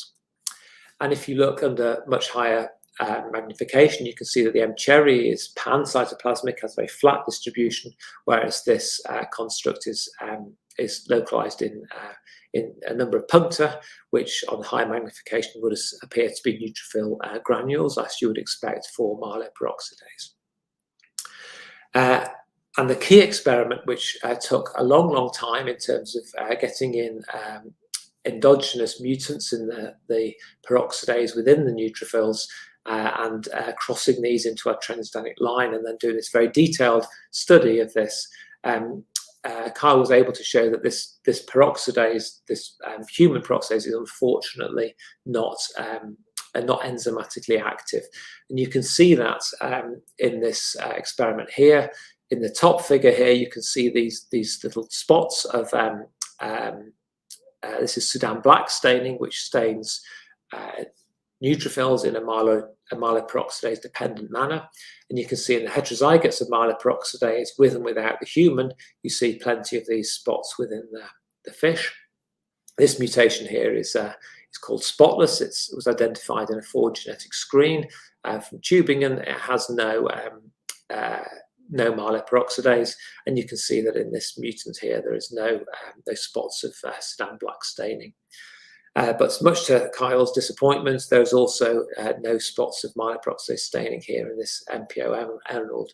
So we think what's happened in this case is, although we've made a line that does express this specific protein, which would give this the ability to test whether or not this enzyme is important, unfortunately, something about the fusion of this with M-emerald has meant the MPO is probably not folded correctly and has not been functional. And unfortunately, Kyle ran out of time on this particular project to remake this, and we haven't revisited that, unfortunately. So this is a slightly more successful story. The other part of Kyle's project was to generate human-specific ways of testing some of these enzymes important in lysis of neutrophils. So he looked at these bicomponent leukocidins, and he looked specifically at PVL, amongst others. And all of these really bind to G protein coupled receptors at the neutrophil surface, and they have very specific binding that recruits one and then the other components of these toxins, which then dimerize, oligomerize, and then cause a pore to be formed in the cell, which causes death of the host immune cell. So in order to generate a zebrafish which would be specifically sensitive to these leukocidins, he took the human C5a receptor, he fused this to clover, and again, there's a heart marker, and he showed us previously that there is expression in neutrophils in the caudal hematopoietic tissue here, so there is cellular expression. And he showed the expression, again, has its own distinct distribution, so unlike the M-cherry, which is pancytoplasmic, this expression is localized at the cell membrane. You can see that nicely in the merge, and this is quantified here by drawing a line through this cell here and looking on image J. So really the fluorescence of this is localized in the cell membrane, which you might expect for a cell surface receptor such as this. And having learned our lesson from the myeloperoxidase very early, that's moving, excuse me. So what Kyle then did was to test the function of this protein very early on. And he did that by injecting recombinant zebrafish C5a or human C5a into the otic vesicle and looking at recruitment of neutrophils. And he was able to show in the wild type fish here in the filled dots on the left that there was increased neutrophil recruitment to the zebrafish C5a, but not to the human C5a. And in the fish where, in addition to the endogenous zebrafish C5a receptor, there was also this human C5a receptor expressed. In these, there was also recruitment to the zebrafish C5a, but there was also a dramatic recruitment to the human C5a, showing that this protein was present at the cell surface and was functional.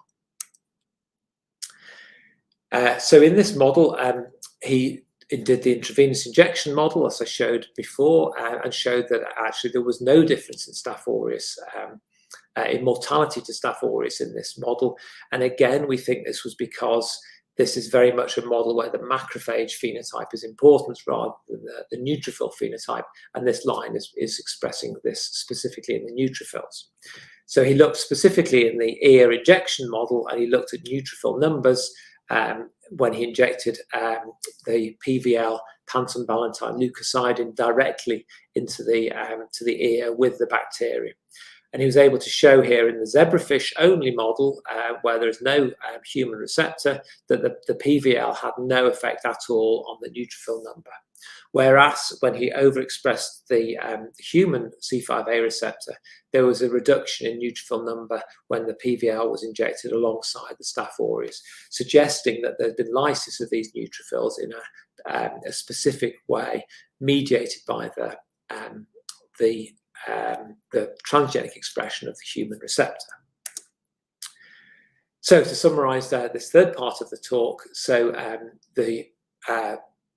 we generated humanized models of myeloperoxidase and of C5a. The myeloperoxidase is expressed in granules, but doesn't appear to be functional.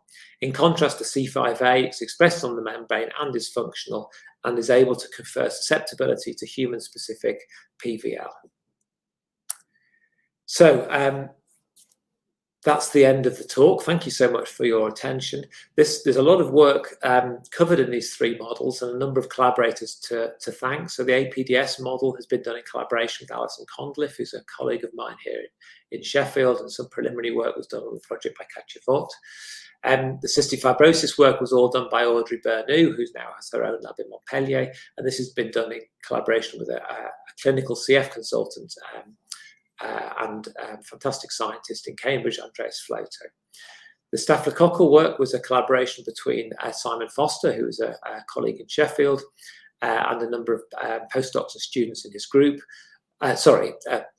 Simon Foster in Sheffield, and Jos van Strijp in Utrecht, and a number of postdocs and students in his group. Michael and Ninka were in his group, and a number of former members of our lab, Josie, Nick, Katie, and Emma, have contributed to a number of these projects.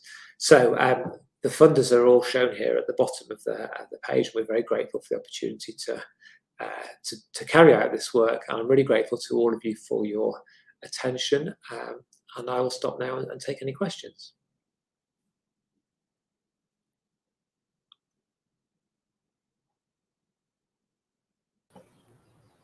Thank you, Dr. Steve. It was a great lecture, and we have one question for you.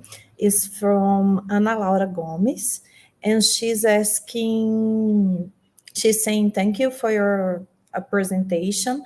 I have a different question for your topic, but I'm curious to know if there is a way to study other infection with the zebrafish model, like, for example, toxoplasmosis, since the parasite affects different organs because a chronic infection brings about neuroinflammation. Is this a possible future model, or is the best model still the rodent model? She's from Federal University of Uberlândia. So Anna, thank you very much for your question. So the zebrafish is a useful model for a number of different pathogens. And I think before I come on to your specific question, I think it might be worth just talking about the types of model that are possible. So this is an intravenous infection model that I've predominantly shown, but actually it's probably more important to look at tissue infection, and a number of our studies where the neutrophils are important use the muscle intramuscular injection to look at tissue infection. The issue with that is there's no mortality endpoint. The mortality comes about through the intravenous, the more sort of sepsis bacteremia model. But there are models of a range of different pathogens used in the zebrafish. So I think the most common ones, other than the Staph aureus, are the mycobacterial model. Mycobacterium marinum is a very, very good model of tuberculosis. And there are also models of Pseudomonas and a number of other bacterial pathogens. So in terms of toxoplasmosis and other models, so there are models of a number of different parasitic infections in fish. I don't think I've seen work on toxoplasmosis, but I'm slightly trying to remember whether I've seen work on toxoplasmosis or leishmaniasis. I think it's probably leishmaniasis that I've seen, but it's certainly worth a quick Google of zebrafish and toxoplasmosis, because it's definitely a model that can be used to look at. There is a well-described model. Thank you, Monica. Yeah, so I think I've seen it from the group in Wageningen, but I'm slightly embarrassed to say that my memory is slightly deserting me exactly which pathogen it is that they use. But there is a number of different models available of pathogens, and if you're interested in host pathogen interaction, particularly innate immune system pathogen interaction, then it's quite a nice model to study those sorts of things.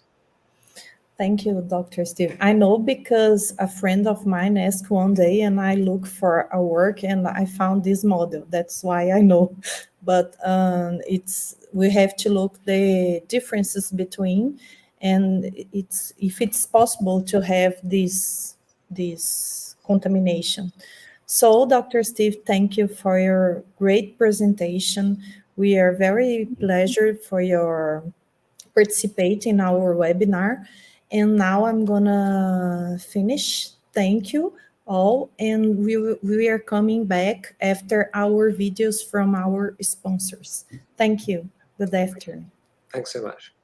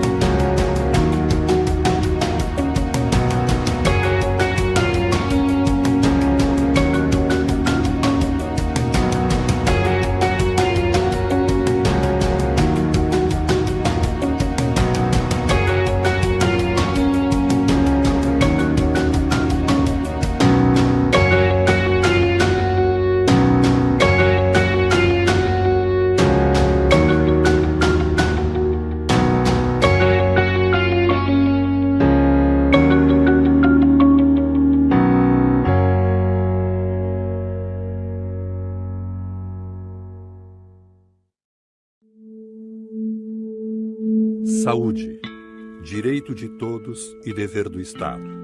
Direito à moradia, ao emprego, à educação, a um meio ambiente saudável, à água potável, ao lazer, à cultura. Direito à voz e à paz. Respeito à diversidade. Saúde para a Fundação Oswaldo Cruz abriga todas essas dimensões. É assim desde 1900. Uma visão integrada da saúde. Na pesquisa, ensino, assistência, informação, comunicação, memória, na promoção da saúde, na inovação, onde permanentemente se pensam respostas para as necessidades da sociedade, onde se faz ciência em defesa da vida. Você pode até não saber, mas carrega a Fiocruz dentro de você. Desenvolvemos e fabricamos vacinas, medicamentos, biofármacos, testes para diagnóstico. Formamos pessoas do nível médio à pós-graduação. Realizamos pesquisas para superar ameaças à saúde, para diminuir riscos ambientais, para prevenir doenças e agravos. Pesquisas que beneficiam crianças, adultos, idosos. Uma instituição pública e estratégica de Estado, integrante do Sistema Único de Saúde, com uma rica história de contribuições à sociedade.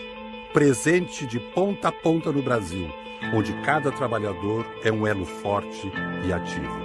Nela, ciência e saúde cumprem uma função social para o país e o mundo. Pés fincados na tradição, olhos voltados para o futuro. Somos patrimônio da ciência e da saúde, da humanidade, do povo brasileiro.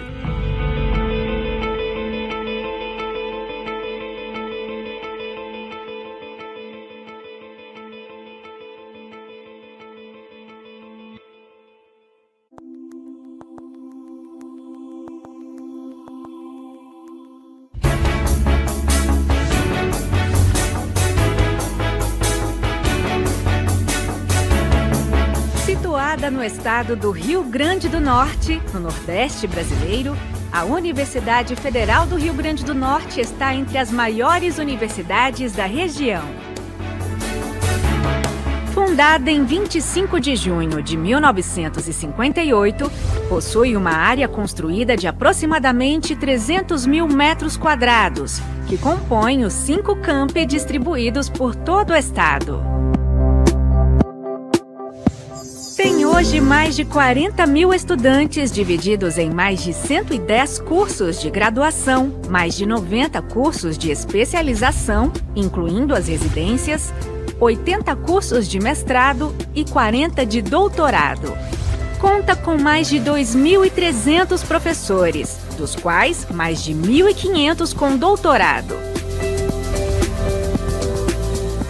São mais de 1.900 projetos de pesquisas desenvolvidos pelos mais de 340 grupos de pesquisa cadastrados no CNPq, mais de 700 projetos de extensão e 4 programas permanentes, além de mais de 3.000 servidores técnicos administrativos.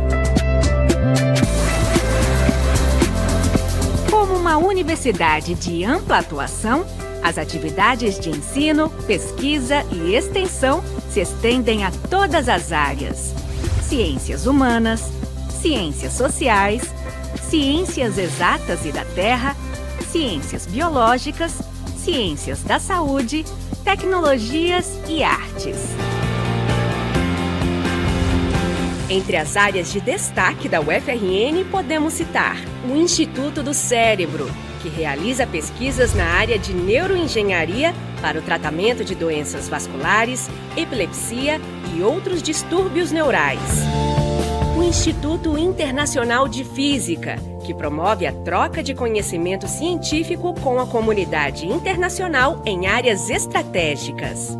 O Núcleo de Petróleo e Energias Renováveis, que por meio de parceria com a Petrobras, é considerado um dos maiores polos de pesquisa na área, formando mais de 1.000 profissionais em níveis de graduação e pós-graduação. O Instituto de Medicina Tropical, que tem por objetivo o estudo de doenças infecciosas com maior incidência em continentes de clima tropical, como América do Sul, África e Ásia. O Instituto Metrópole Digital, que atua na formação técnica e acadêmica por meio da inclusão social e digital de jovens, desde o ensino básico até a pós-graduação.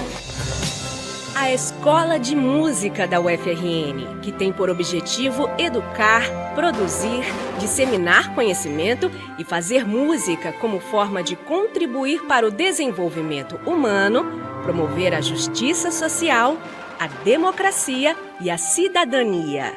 Nossa escola acolhe mais de 20 grupos e a Orquestra Sinfônica da UFRN, uma das únicas orquestras universitárias do país. O NUPLAN, Núcleo de Pesquisa de Medicamentos e Alimentos, um laboratório oficial destinado à produção de medicamentos para o Sistema Público de Saúde brasileiro. Entre suas atividades, o NUPLAN também oferece suporte acadêmico para a graduação e a pós-graduação, promovendo o ensino, a pesquisa, a extensão e a inovação tecnológica.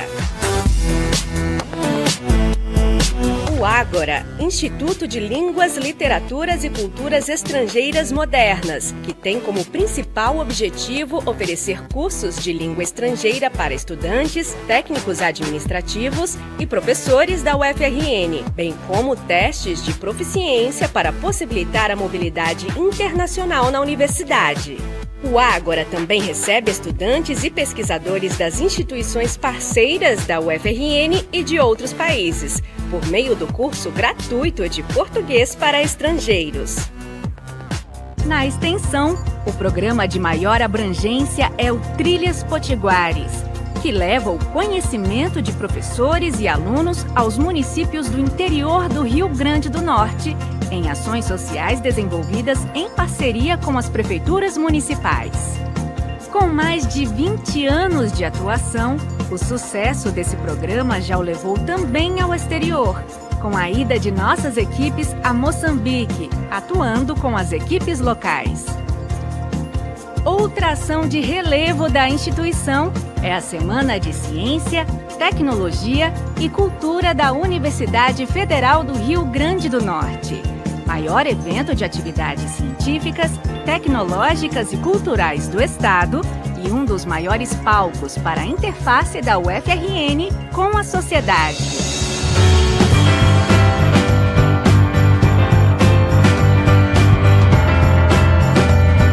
Em sua estrutura, a UFRN também dispõe de 3 hospitais universitários, 2 deles na capital e um no interior, 22 bibliotecas, 3 museus, canal de TV digital, rádio, agência de comunicação, editora, núcleo de arte e cultura, núcleo de educação infantil, residência e restaurante universitário.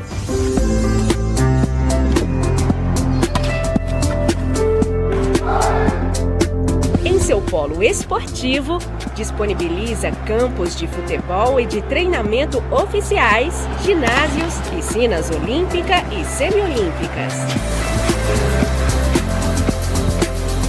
Assim, a UFRN busca a excelência e a inovação acadêmica por meio da formação de profissionais capacitados e ações educacionais comprometidas com a produção de conhecimento articulado com a integração social e comunitária, desenvolvendo soluções para os problemas regionais, nacionais e internacionais.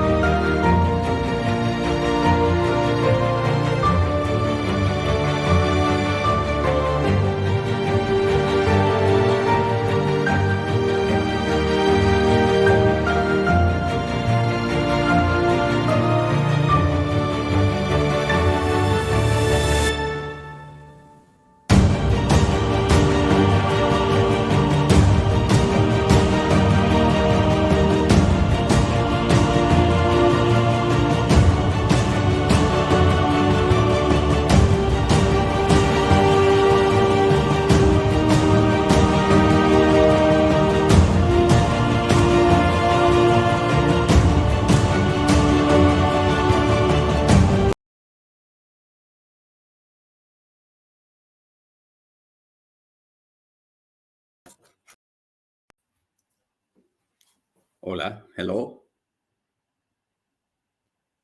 Yes, so I think that I'm live. Should someone can confirm that? Yes. Okay, so then it's time to go to our next speaker. I think that right now in the program we will have Dr. Victoriano Mulero. Victor, if you can join us, please. Yes. So here we have Victoriano Mulero. I would like to introduce him a little bit. It's a big pleasure for me to be here together with him. I should say that I've been with him, working with him for almost 10 years. So then it's not only a very big pleasure, but also it's a very emotional time. So then to not talk much, then I prepare it in written some words to introduce Professor Victoriano Mulero. So Professor Victoriano Mulero, or Victor in short, is the head of the Immunity, Inflammation and Cancer Group that is associated to the University of Murcia and the Murcia Institute of Biomedical Research. Victor has more than 25 years of experience on fish immunology, and he's recognized for his contributions to this field.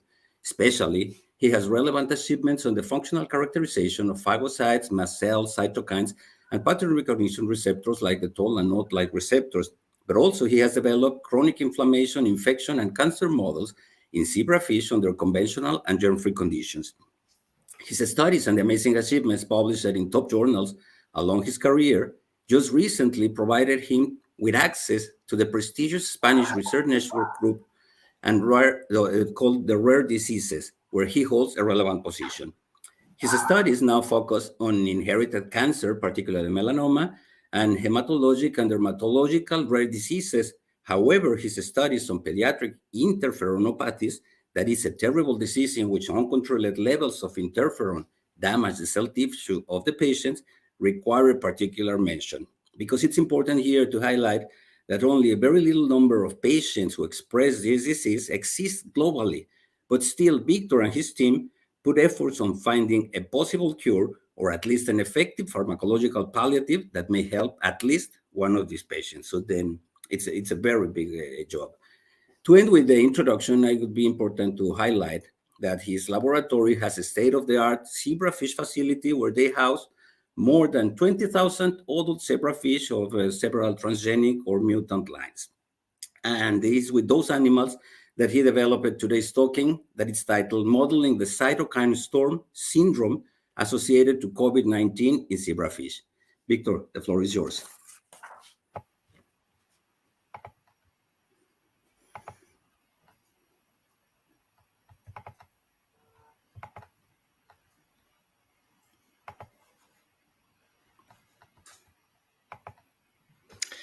Okay, thanks a lot, Jorge, for this kind introduction.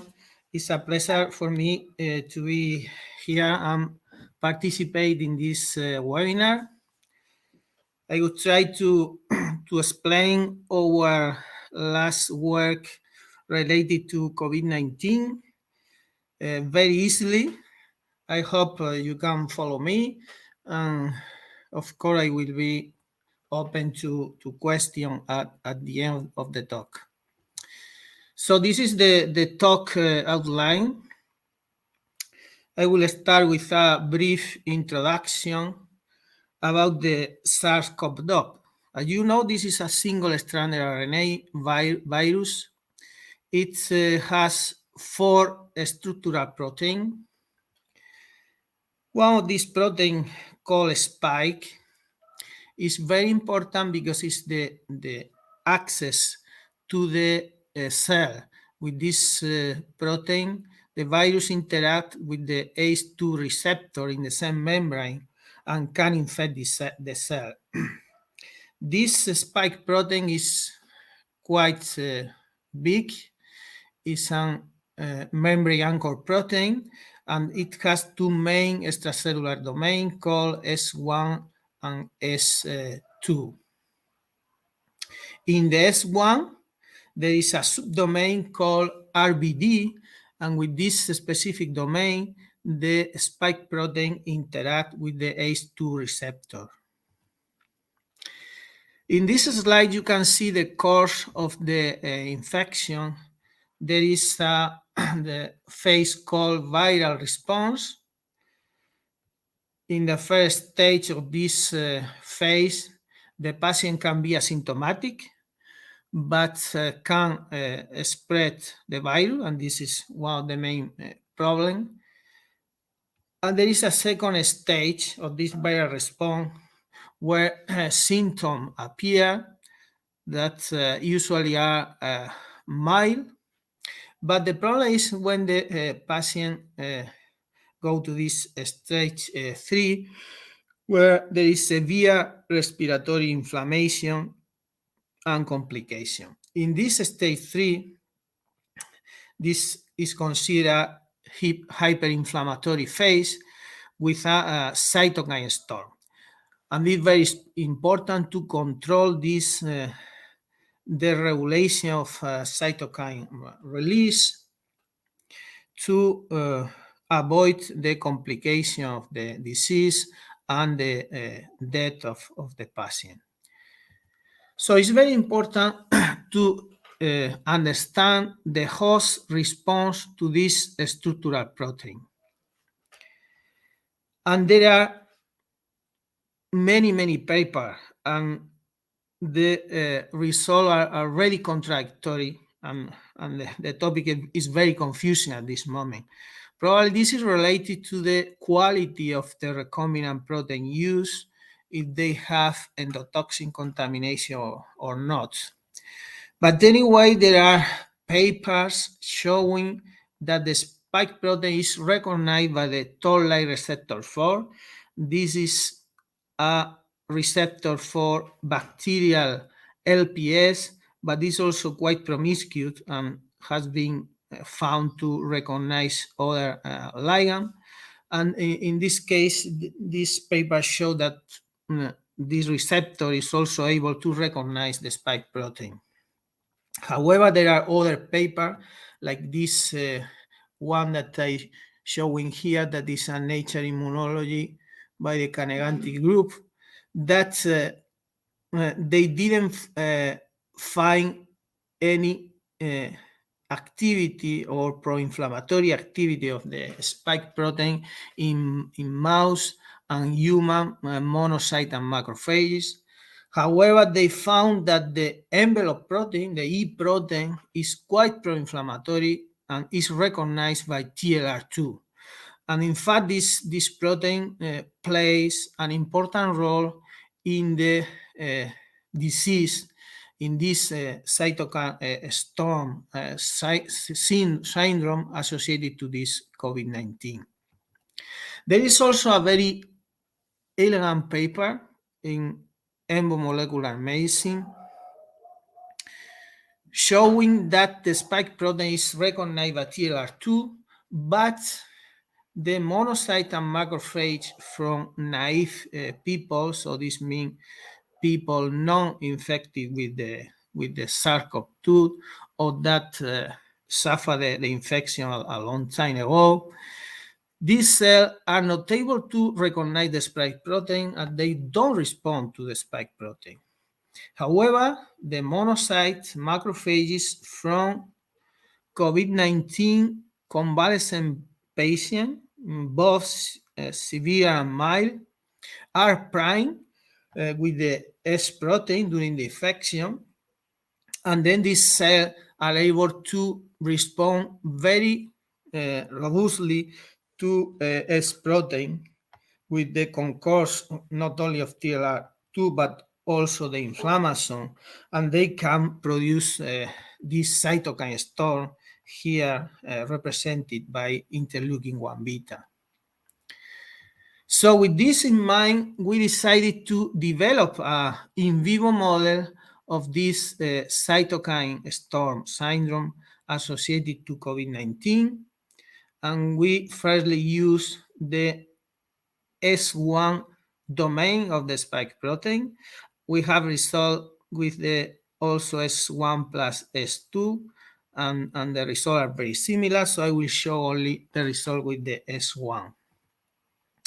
All these experiments were performed in zebrafish larvae of 2 days post-fertilization. the recombinant S1 protein was injected in the hindbrain ventricle, because this is a cavity that mimics quite well the human lungs. There are no immune cells there, but they can be easily recruited. So we always analyze the neutrophil, in this case recruitment, in the hindbrain ventricle, so the site of injection, also in the head, here in blue, and in the rest of the body in violet. So in other words, we can analyze local and systemic infection in the larvae. I'm going to show only the result for neutrophil because we obtained the same result for macrophages. In this case, this is a transgenic line with labeled neutrophil in green, is the MPX GFP line. And so this is the quantification. On the top, the neutrophil recruitment to the hindbrain ventricle at different time points. You can see that the S1 protein induces a strong neutrophil recruitment at different time points. As a control, we use albumin protein, and you can see that it's unable to induce neutrophil recruitment. And also the recombinant S1 protein preheated at 80 Celsius degree, that you can see that completely lose the activity. On the bottom, you can see the total number of neutrophils. And we were really surprised that the S1 protein increased the number of neutrophils. This cannot be done by albumin or the preheated S1 protein. So in other words, this means that the S1 protein not only induces neutrophil recruitment, but also emergency myelopoiesis. So induce the production of neutrophil after inflammation. We also measure inflammation using a NF-kappa B reporter line. As you know, this NF-kappa B is a master regulator of inflammation. So with this line, GFP is driven by the NF-kappa B promoter, and we can also analyze local and systemic inflammation. This is the quantification of the fish injected with S1 protein at different time point, and you can see that at local level in the hindbrain vertical, also in the head, but also at systemic level, there is an induction of NF-kappa B. This was confirmed by analyzing the mRNA level of different gene encoding major pro-inflammatory mediator. In this heat map, you can see that there is an induction of most of these genes at local level, but also at systemic level. In addition, we also observe that S1 protein induce caspase-1 activity. So this means that it's activating the inflammation, also at local and systemic levels. So once we demonstrated that this one is very pro-inflammatory in zebrafish, we wanted to know the mechanism, the signaling pathway involved. And so as we have demonstrated that the inflammation is involved in myelopoiesis, and also it has been shown that is important in the recognition of the spike protein, and also in the cytokine storm syndrome of COVID-19, we inhibit caspase-1, the effector of the canonical inflammation, with one specific inhibitor, here VX. And we observed that neutrophil recruitment is not affected by inhibition of the inflammation. However, emergency myelopoiesis is inhibited. So this is in agreement with our previous results showing that the inflammation regulates myelopoiesis. We confirmed that the inhibition of the inflammation also inhibits inflammation. The inflammation induced by S1. In the skin map, you can see the mRNA level are highly induced by the S1 protein, but this is attenuated in the presence of the inhibitor. This can be observed at local, but also at systemic levels. As expected, this inhibitor inhibits caspase-1 activity. So this result demonstrates that the S1 protein signals through the canonical inflammation in zebrafish. So next we wanted to check if the ACE2 receptor is also involved in this pro-inflammatory activity. The ACE2 is not only the receptor SARS-CoV-2, it's an enzyme anchored to the cell membrane that is involved in the regulation of blood pressure. It converts angiotensin II that is quite pro-inflammatory and induces vasoconstriction in anti-inflammatory and vasoprotector angiotensin 1,7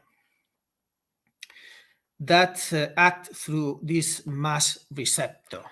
So it has been speculated that infection with SARS-CoV-2 downregulate ACE2 in the cell membrane, and so decrease this result in a decrease in the level of protective and anti-inflammatory angiotensin 1,7. There are no very clear clinical data showing this downregulation of angiotensin 1,7, but this is something interesting to analyze. And so we inhibit ACE2, in this case using CRISPR-Cas9 technology, so a genetic inhibition. On the top we can see neutrophil requirement, and on the bottom the total number of neutrophils. And we observe a curious and unexpected result that the inhibition of ACE2 reduces neutrophil requirement induced by S1, but also by flagellin, that is a ligand for TLR5. So we don't know the mechanism involved in this inhibition of neutrophil requirement in the absence of ACE2. However, when we look at the total number of neutrophils, we have the opposite picture. So the inhibition of ACE2 at the different time point, as you can see here, increase the total number of neutrophils, not only in response to S1, but also to flagellin. So this is not specific of S1.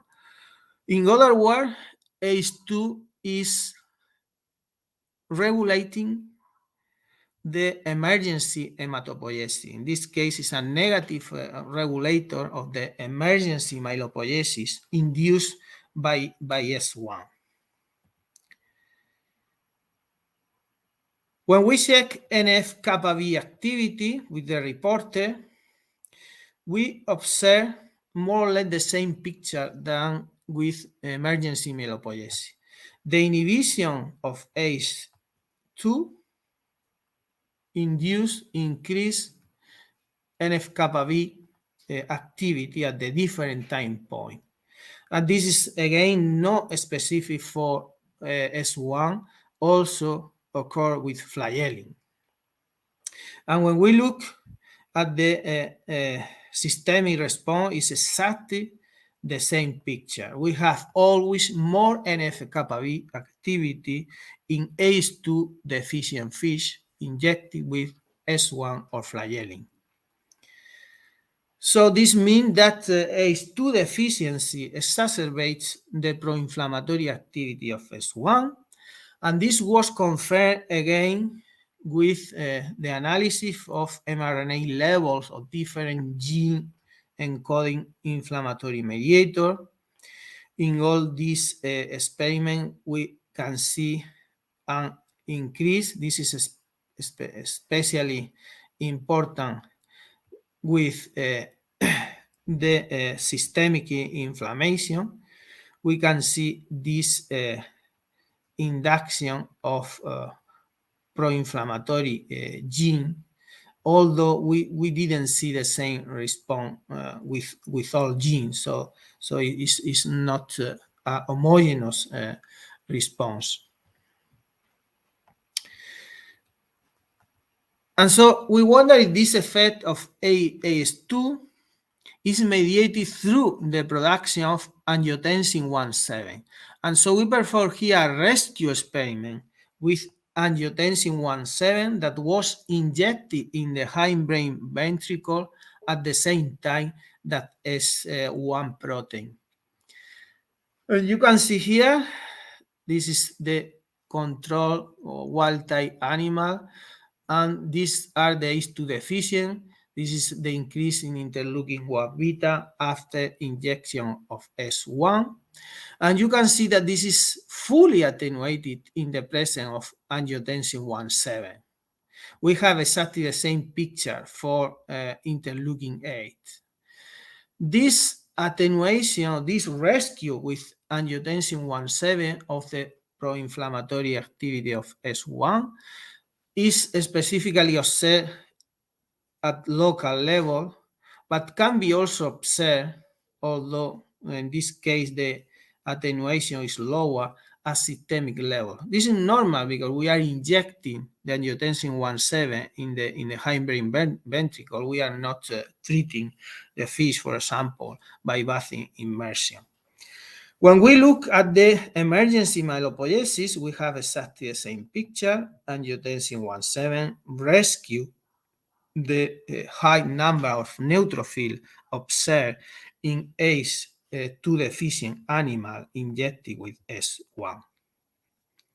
So we can conclude that angiotensin 1,7 is very important in the pro-inflammatory activity of S1 and attenuate this pro-inflammatory activity and induction of emergency myelopoiesis. So then, as you know, there are different variants of concern of the S1. The predominant one now is Omicron. When we perform this study, the Omicron haven't yet appeared, and so it's not included in this data, but we have, of course, data now about Omicron. They are very interesting, but I'm not going to talk about them today. And so we analyze the S1 gamma protein. Here in this experiment, I'm showing the comparison of the wild type S1, so the Wuhan strain, that is the one that all the experiment that I show so far, with, in this case, with S1 gamma. And you can see here that the S1 gamma is more pro-inflammatory at the different time point. This is the number of neutrophils. This is the neutrophilia, total number of neutrophils, and always is more pro-inflammatory. The same with NF-kappa B activity at local and systemic level. So it's seen that the specific mutation of this S1 are or result in a more pro-inflammatory activity. With S1 delta is the opposite. In general, we observe less neutrophil recruitment, less induction of myelopoiesis compared with the Wuhan strain, less induction of NF-kappa B at local and systemic level. So this could be important for the transmission of this variant. I will get back later in the conclusion to this. And finally, the S1 beta show a delay but a stronger pro-inflammatory activity. You can see here that 6 hours post-injection, there are no differences, but the differences appear at later time point. When the inflammatory activity of the Wuhan strain decline, you can still see this high induction, in this case, in the number of neutrophils. We have exactly the same picture with the total number of neutrophils, so the emergency myelopoiesis is delayed in the S1 beta, and we have exactly the same with NF-kappa B. All this is all work compared with the analysis of the expression of the different gene encoding pro-inflammatory mediator. And finally, we wanted to analyze the presence of the induction of hemorrhages by S1. As you know, this is also a very important vascular alteration in COVID-19, and there are no nice, good model to visualize, to analyze the induction of hemorrhages and thrombus by this protein.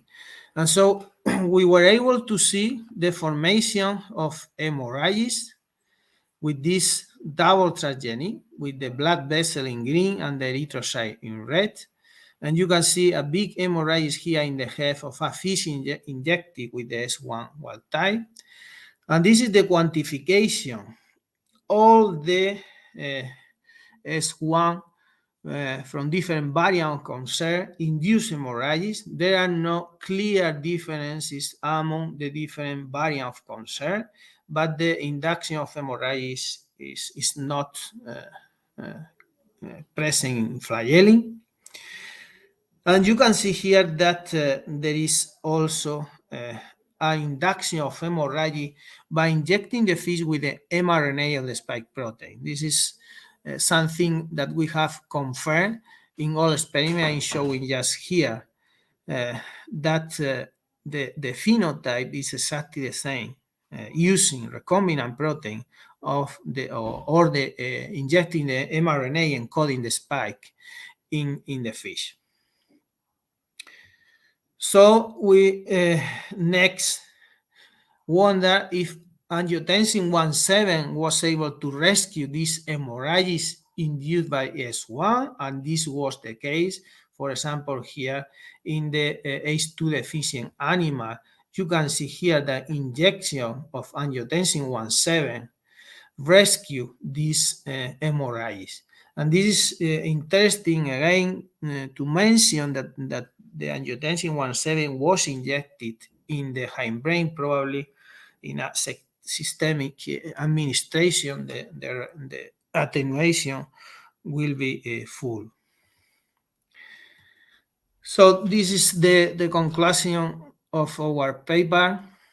We have developed a Zebrafish model to study the COVID-19 associated cytokine storm syndrome. This model is useful to study the impact of different variants of concern. And we were able to see very nice differences between the delta that is more pro-inflammatory, the gamma, sorry, the delta that is less pro-inflammatory, and the beta that show a delay pro-inflammatory response. We were able also to analyze the role of the ACE2 angiotensin 1.7 axis in this cytokine storm syndrome induced by S1. We also were able to confirm that the inflammation play an important role in the recognition and induction of inflammation mediated by COVID-19 by spike protein. And of course, our next aim is to use this model for chemical screening of anti-inflammatory compound that can be used in this patient of COVID-19 that developed the cytokine storm syndrome. So I just would like to thank the whole lab, mainly Sylvia, that performed most of this work and is the first author of our paper, and also to all the funders, especially to the Spanish Ministry of Science and Innovation, and Fundación Seneca of Región de Murcia that funded this project. Thank you very much for your attention.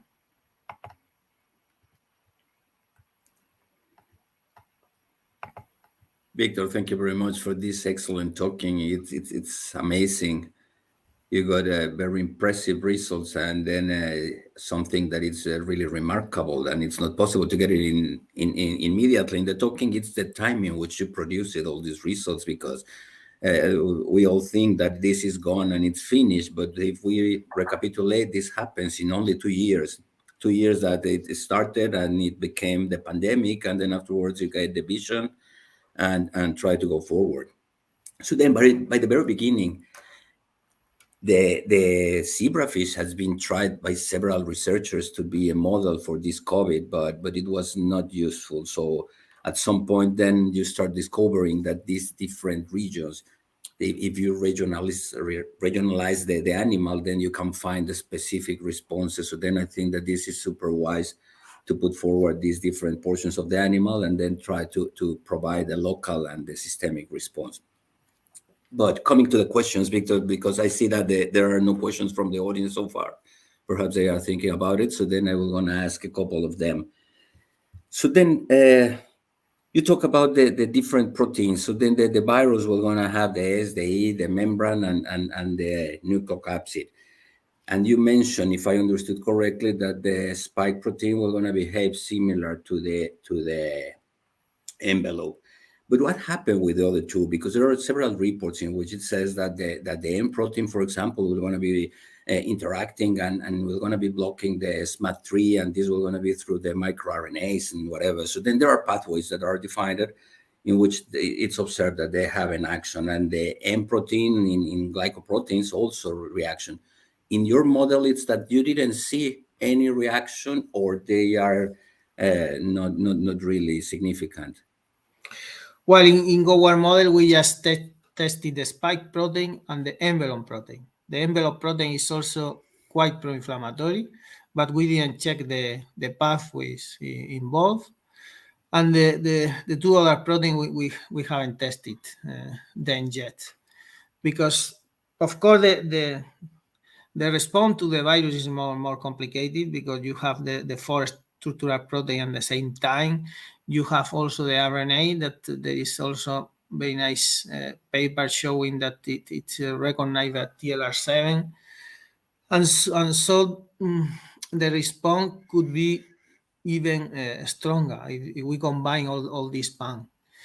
At the beginning, we wanted to try, because we don't have appropriate security lab to work with the virus. We wanted to use virus-like particle with the four structural protein, and so we can make different combination. But we didn't test it yet, because we were speaking with people producing this virus-like particle, and they told us that they are very complicated to produce. And so we didn't check, but I think it's something interesting to do, to use the different combination of protein and see the host response. Yes, thanks, Victor. So then the people are still thinking for the questions. So then I would like to have 2 or 3 more, because this is a really, really exciting topic. So then you talk several times about the tail-like receptors. You talk about the 2, the 5, 4, that you explain the different recognitions and the flagellin. And this was going to be regarded, as far as I understood, this was going to be regarded as the first triggerer for the inflammasome that you put forward. But what about the second? Which receptors are involved, and which will going to be the second triggerer of this inflammasome? That this, I think that is quite important question. Well, this is also very complicated, because in our hand, when we inhibit the inflammasome, or we inhibit TLR2, because I didn't show the result, but they are now in a preprint in bioRxiv, and they are under review. We show in this report that TLR2 recognize the spike protein.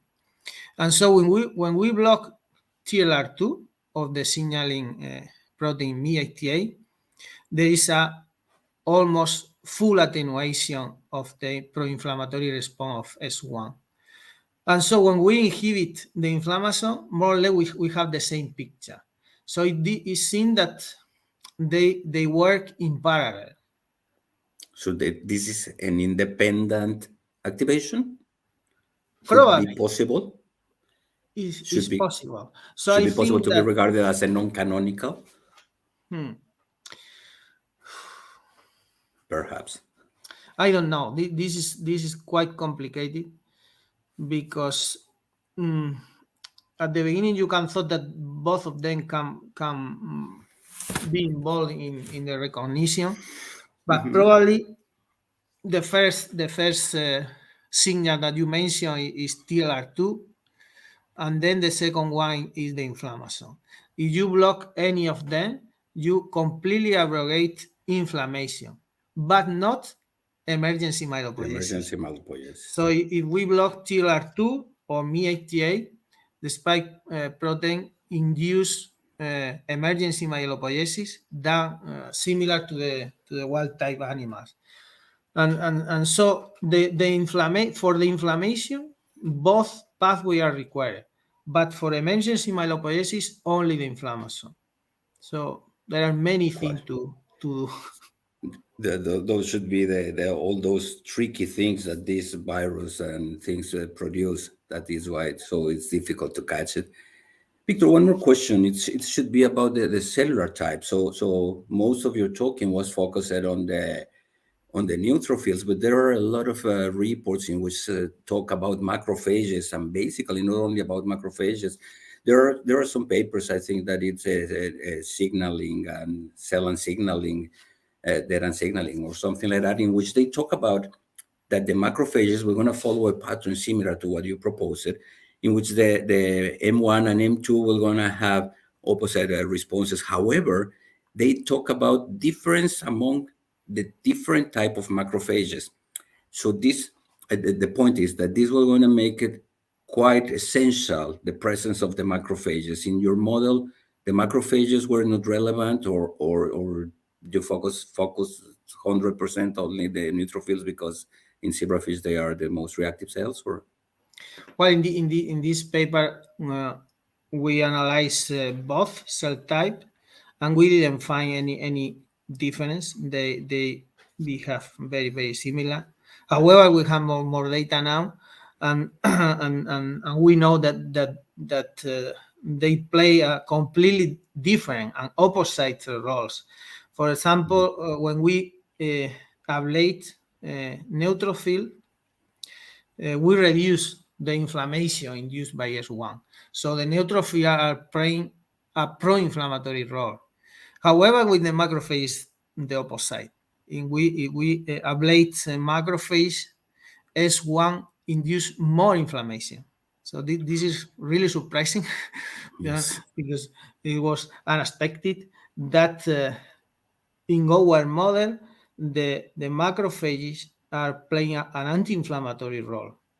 And so I think this could be also relevant from a clinical point of view. We have to do more experiments.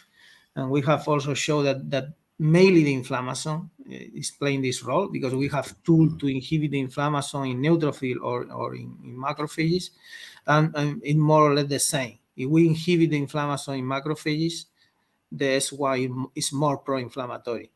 And this is also very surprising, because as far as I know, the inflammasome is considered pro-inflammatory. And in this case, the inflammasome in macrophages is playing an anti-inflammatory role. We don't know the mechanism.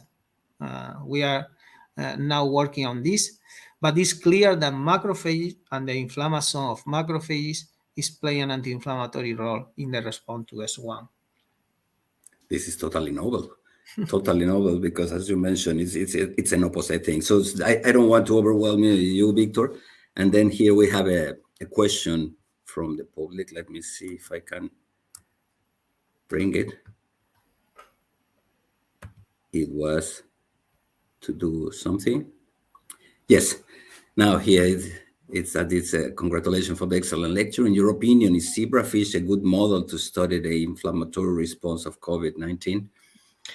Well, it is another models. I wouldn't say that is the best model, but I think that the model that we develop is quite useful, for example, for performing high throughput screening to identify novel anti-inflammatory molecules.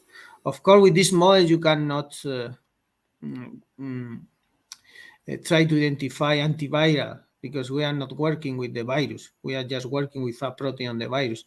But I think for study this cytokine storm syndrome is quite useful, because you can easily manipulate the different pathway with pharmacological inhibitor and also with CRISPR-Cas9. So we don't need to wait for knockout lines. We can work with F0 that is called CRISPR, like Morphan when you use Morpholino, but in this case with the recombinant Cas9 with the guide RNA, and we use this CRISPR in F0 with an efficiency always from 70 to 90%. And so it's very easy to manipulate any gene of interest. And so try to understand the signaling pathway involved in the response to this protein or other protein of the virus, as you, Jorge, mentioned. So, yes, well, so then we can see that there are still a lot of things to do, but everything that the researchers like you do in this kind of research and trending to provide some specific responses for helping to understand all these complicated virus and the new pandemics and whatever, and to be ready for future things that could come. It's always a very, very remarkable thing. Victor, I think that well, you should be tired, and then there are no more questions. So thank you very much. Thank you, Jorge, and thank you to the organizer of this very nice webinar. Thank you very much. Thank you.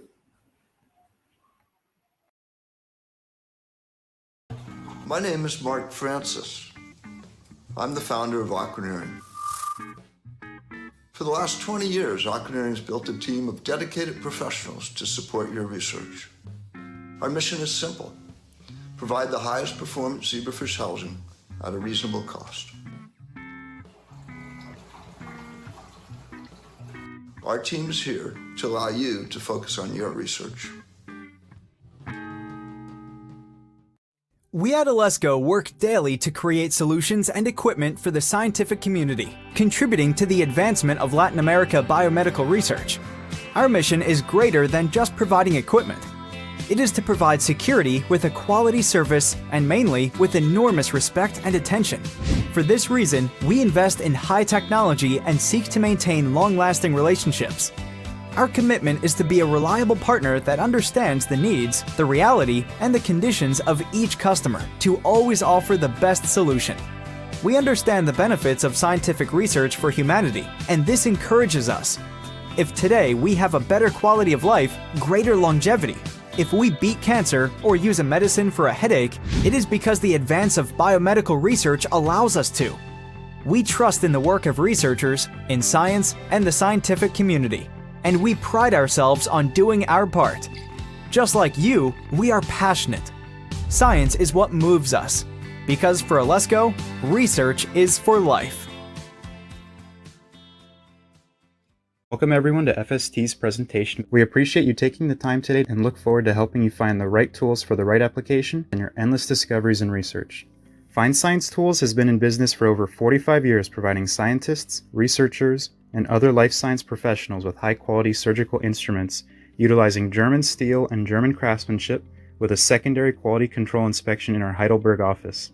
As we say, we only carry the best and offer a multitude of fine microsurgical instruments like spring scissors, forceps and rongeurs, but also a variety of options for wound closures and animal identification. In addition to our 3 FST offices, we have over 50 distributors worldwide.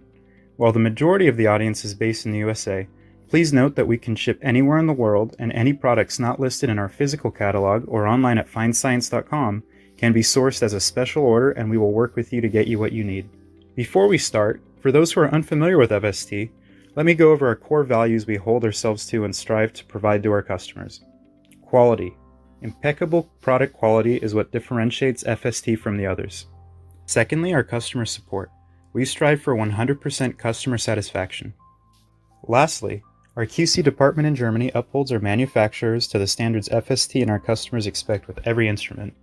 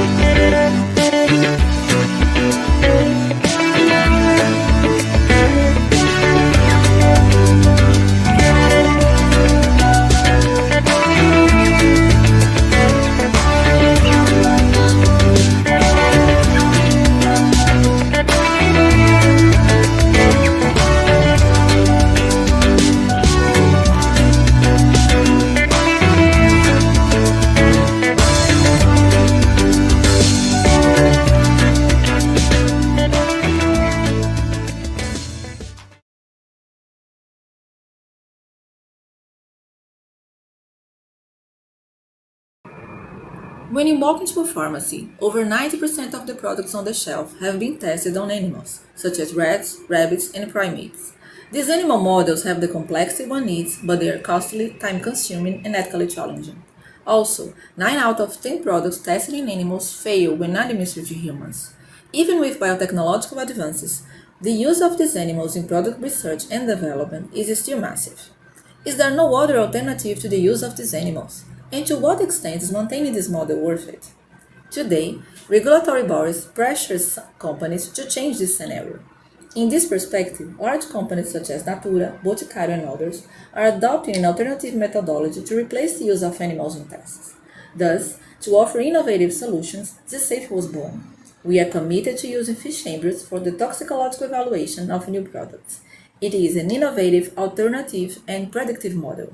The fantastic thing is that, despite not being considered an animal model, this embryo shows cellular activity, guaranteeing the same reliability in animals and greater than tests in cells.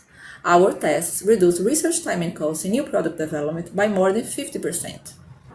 We have the perfect formula to provide greater profits for companies and reduce any possible ethical issues regarding animal use and welfare. So it's a win-win relationship. Our differential in the market is the competitive price, shorter service time, and delivery of reliable results. We have a multiple competent team that focuses on innovative solutions for the market and works to generate biomedical research safely and efficiently for the good of our customers, society, and animals. We are disease safe, and we are swimming towards a safer future.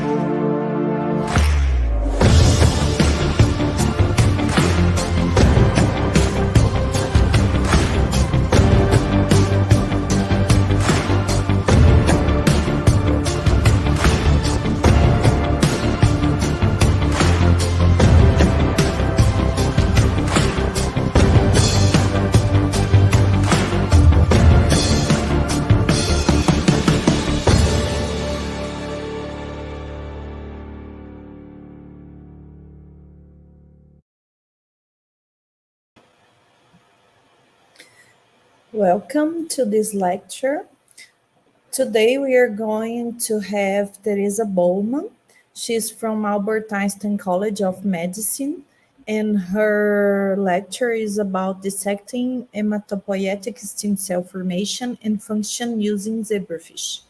Hematopoietic stem cells are one of the most widely utilized stem cell populations in the clinic today.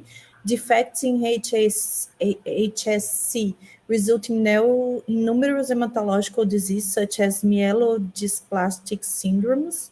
Our research focuses on uncovering the molecular mechanisms underlying how HSC form, how they respond to injuries, and what goes awry in HSC diseases. Our studies combine the advantages of zebrafish in human cells to explore the development and genetic regulation of HSC biology. Zebrafish offer powerful genetic pliability, easily accessible in vivo imaging, numerous transplantation assays, and screening capabilities. Human cells allow us to decipher the conservation of our novel zebrafish findings to relevant human diseases and treatments.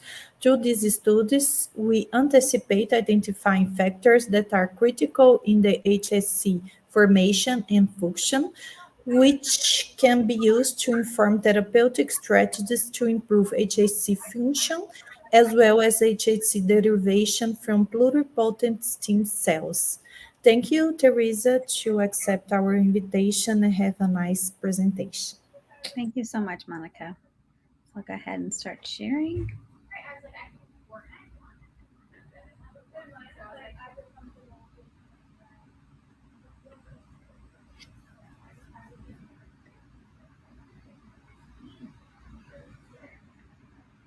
Okay, well, thank you so much for those joining today, and thank you, Monica, and everyone for the invitation to present our work. As she mentioned, our lab studies hematopoietic stem cell formation and function using zebrafish. So for those who don't think about the hematopoietic system, it's absolutely essential for everyday life. So hematopoietic stem cells are cells that have this unique capacity to generate all of the blood cells of your hematopoietic system. So your blood system is comprised of a diverse set of cells like megakaryocytes that make platelets for clotting, red blood cells that make help oxygenation, innate fighter cells for infections like neutrophils and macrophages, and adaptive cells like natural killer cells, T cells, and B cells that help to fight infections as well. The main focus of our laboratory is really understanding how hematopoietic stem cells function, how they form during early development, and what happens to them as we age. And so I'm going to tell you about two different stories today from our laboratory. One is where we're focusing on really trying to uncover the mechanisms about how hematopoietic stem cell dysfunction might drive myeloid cancers such as myelodysplastic syndrome or acute myeloid leukemia, and how this is really driven from a stem cell perspective. And then on the second part, I'm going to talk about things that are happening in early zebrafish development and the corollaries in early mammalian development, and how this can be different than what we expected. Okay, so myelodysplastic syndrome is a disease that affects about 10,000 people per year in the United States. It's an uncommon disease, although it is possible to have when you're younger. It's relatively uncommon before the age of 50, but the risk will increase with age. And what this disease is it's a pre-malignancy of hematopoietic stem cell dysfunction, where you have an expansion of aberrant stem cells, and these aberrant stem cells have a defect in how they make the myeloid arm of the hematopoietic system. So all those cells I showed you earlier, like the neutrophils and the red blood cells and the megakaryocytes that are important for everyday function, patients with myelodysplastic syndrome present with difficulties in making these cells. And it is thought that it's the stem cells that carry defects that then trickle into these later lineages. So we're trying to understand, really understanding what is the regulation of hematopoietic stem cells, and how do certain factors that are mutated in those hematopoietic stem cells then give rise to this hematologic disease. So the main factor that I'm going to tell you about today is a factor called DDX41. DDX41 is a dead box helicase that is mutated in inherited forms of myelodysplastic syndrome or acute myeloid leukemia, or AML. The structure of DDX41 is that it has a dead box domain and a helicase domain. And what these portions of the protein are important for is for binding to ATP and then binding to double-stranded DNA and causing conformational changes such as unwinding of these structures. The reason that we became interested in this factor is that about 3% of all patients with adult onset myeloid malignancies carry mutations in their germline for DDX41. So this is a unique inherited form of myelodysplastic syndrome, or a predisposition inheritance, I should say, that really doesn't result in disease until you're in your 60s or 70s.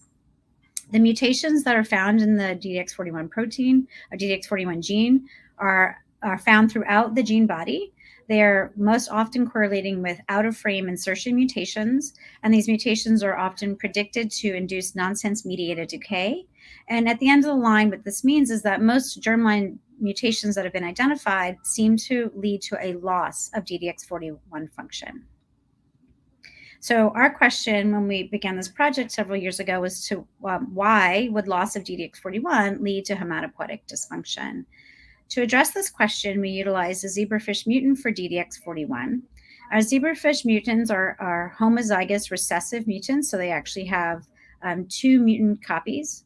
What I forgot to mention in the previous slide was that in patients and people who have DDX41 mutations, those mutations are always heterozygote in patients with predisposition to MDS or AML. In our zebrafish model, though, we saw very interesting results in our homozygous mutants. And we think that these are in some ways similar to the heterozygous state, and I'll take you through it. So we know that they are homozygous loss of function mutants, but that this mutation is not a total loss because there's maternally contributed DDX41 protein and mRNA that helps these animals survive till about 3 days of life. So they're developed relatively normally until about 3 days post-fertilization. And so you'll see this designation HPF to just mean hours post-fertilization. So that's how old the animals are. And so we were really interested in understanding if there was something dysfunctional about the hematopoietic stem and progenitor cells in these mutants. So what I'm showing you here is an in situ hybridization for a common HSPC marker called RUNX1. And what we're looking at here is this is newly emerging hematopoietic stem and progenitor cells within a zebrafish embryo. And if you look here is the DDX41 mutant cells to your right, you will see that they have an increase of this signal, and that's quantified here. When we then looked at the absolute number of these newly emerging hematopoietic stem and progenitor cells in these animals, we could see indeed that we saw an increase in the number of cells. So this increase in the signal was indeed due to an increase in the number of cells. So why might this lead to more cells? So in order to address this question, I need to tell you a little bit more about what DDX41 is. So DDX41 has numerous functions within the cell. It's been associated with the spliceosome and implicated as a splicing regulator. It also has been implicated in the cytoplasm to act as an innate immune sensor. And then more recently, work has indicated that DDX41 can bind to R loops. So it was this last point that we chose to pursue.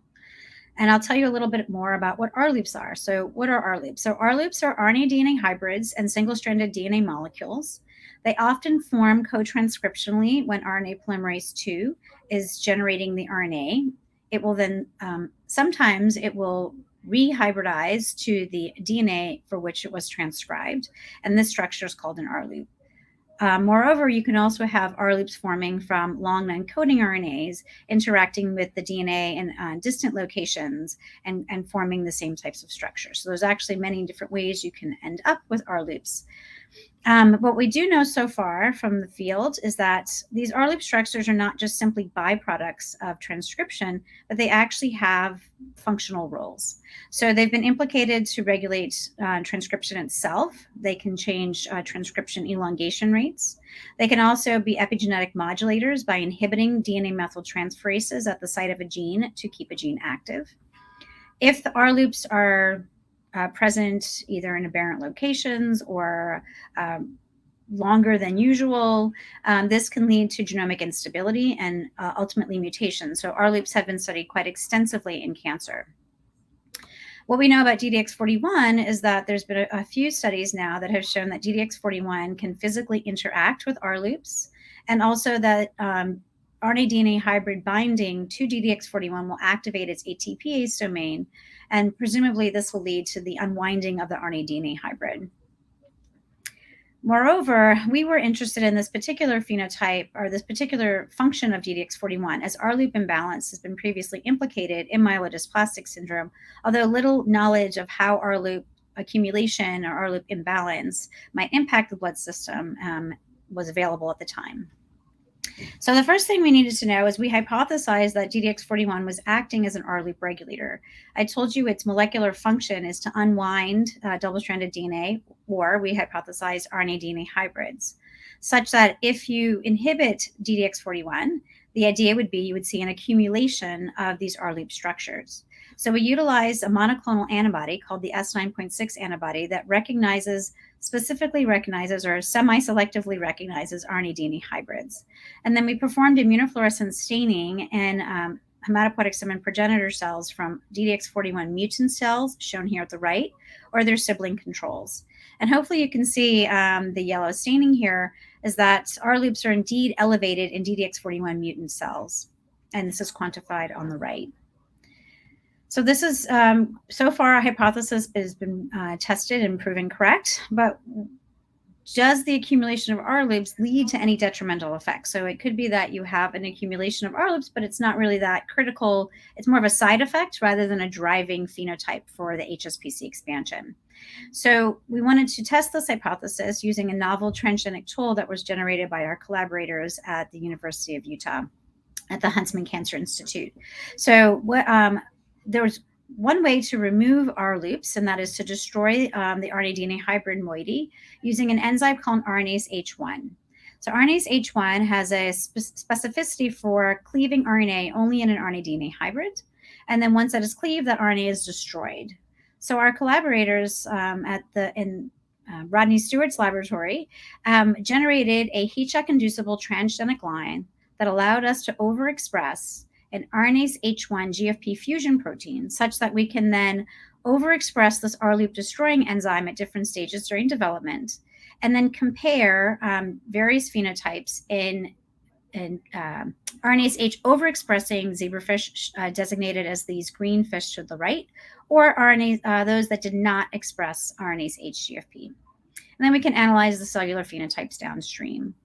So using this approach, where we have R-loop depleted versus non-R-loop depleted animals, what we discovered was that R-loop depletion could partially suppress the HSPC expansion in DDX41 mutants.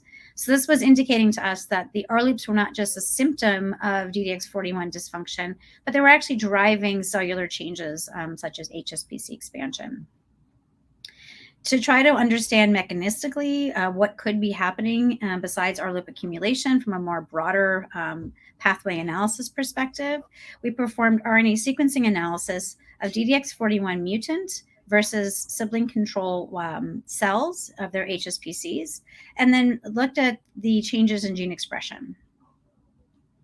I'm going to tell you about our data here focusing on the upregulated genes.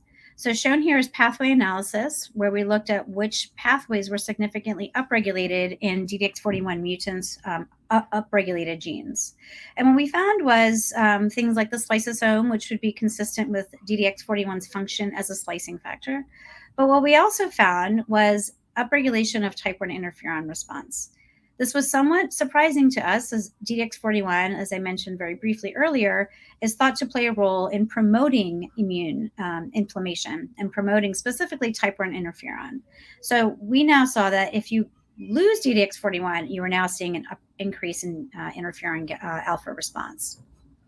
So when we dug a little deeper into the literature, we found there is another nucleic acid sensing molecule called C-gas. C-gas is a molecule that exists largely in the nucleus, but can also shuttle into the cytoplasm. And in both of those locations, it's thought to serve a role as a sensor for a variety of stimuli, such as R loops, micronuclei, damaged self-DNA, as well as viral DNA and bacterial DNA. Upon cGAS binding by one of these ligands, cGAS will then become an active enzyme. And what it is, it's a cyclic GMP-AMP synthetase. So it will make a second messenger called cGAMP. cGAMP is then free to bind to a variety of molecules within the cell. One of them, the most well understood, is this molecule called STING, which is found in the endoplasmic reticulum. Upon binding of cGAMP to STING, this becomes now an active complex that leads to a cascade, including a phosphorylation of tank binding kinase 1, which then will activate transcription factors such as IRF3 and NF-kappa B. These transcription factors will then translocate into the nucleus, where they then turn on a type 1 interferon response. So we hypothesized that it was actually indirectly cGAS that was triggering this increase in type 1 interferon response in our cells, and that the R loops that we saw accumulating, and presumably also damaged double-stranded DNA that might be ensuing from that, would then trigger this cascade of cGAS activation, followed by phospho-TBK1 and type 1 interferon responsive gene activation. So to test this model, we looked at several hallmarks of this pathway in our DDX41 mutants and compared them to their control siblings. We found indeed that levels of phospho-tank binding kinase were elevated. We also saw that NF-kappa B transcriptional activity is elevated in our mutants. And what I showed you in the previous slide, we could show you that we saw increased type 1 inflammatory gene expression. So all the hallmarks of the pathway are activated, but is this actually, many things can trigger all of these processes. We wanted to know if this was something that was R loop triggered, and was it also cGAS-STING mediated? So using the same RNase H overexpression system that I mentioned a few slides back, we performed R loop depletion, and then we demonstrated that many of these hallmarks were also suppressed. We saw diminished phospho-TBK1 levels and diminished inflammatory gene expression. Moreover, we then used various tools to inhibit the cGAS-STING pathway, and we indeed showed that all of these hallmarks of inflammation were diminished upon cGAS or STING inhibition. So we know that the type 1 interferon response that we observed was derived from R loop accumulation and cGAS-STING activation. But what about the HSPC phenotype? Was this due to this elevation in cGAS-STING activation or something independent?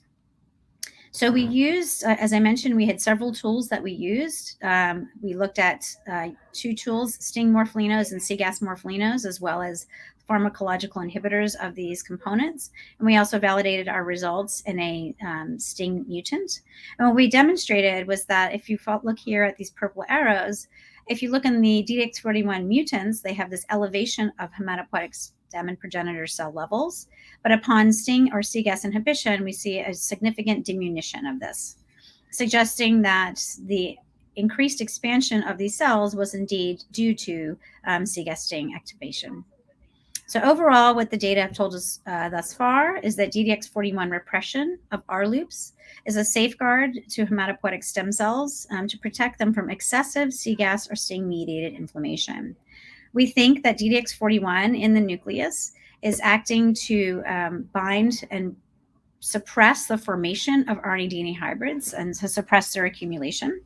And that when DDX41 is deficient or at significantly diminished levels, you now see elevation of R loops, which then triggers cGAS activation and the entire cascade that I've already discussed.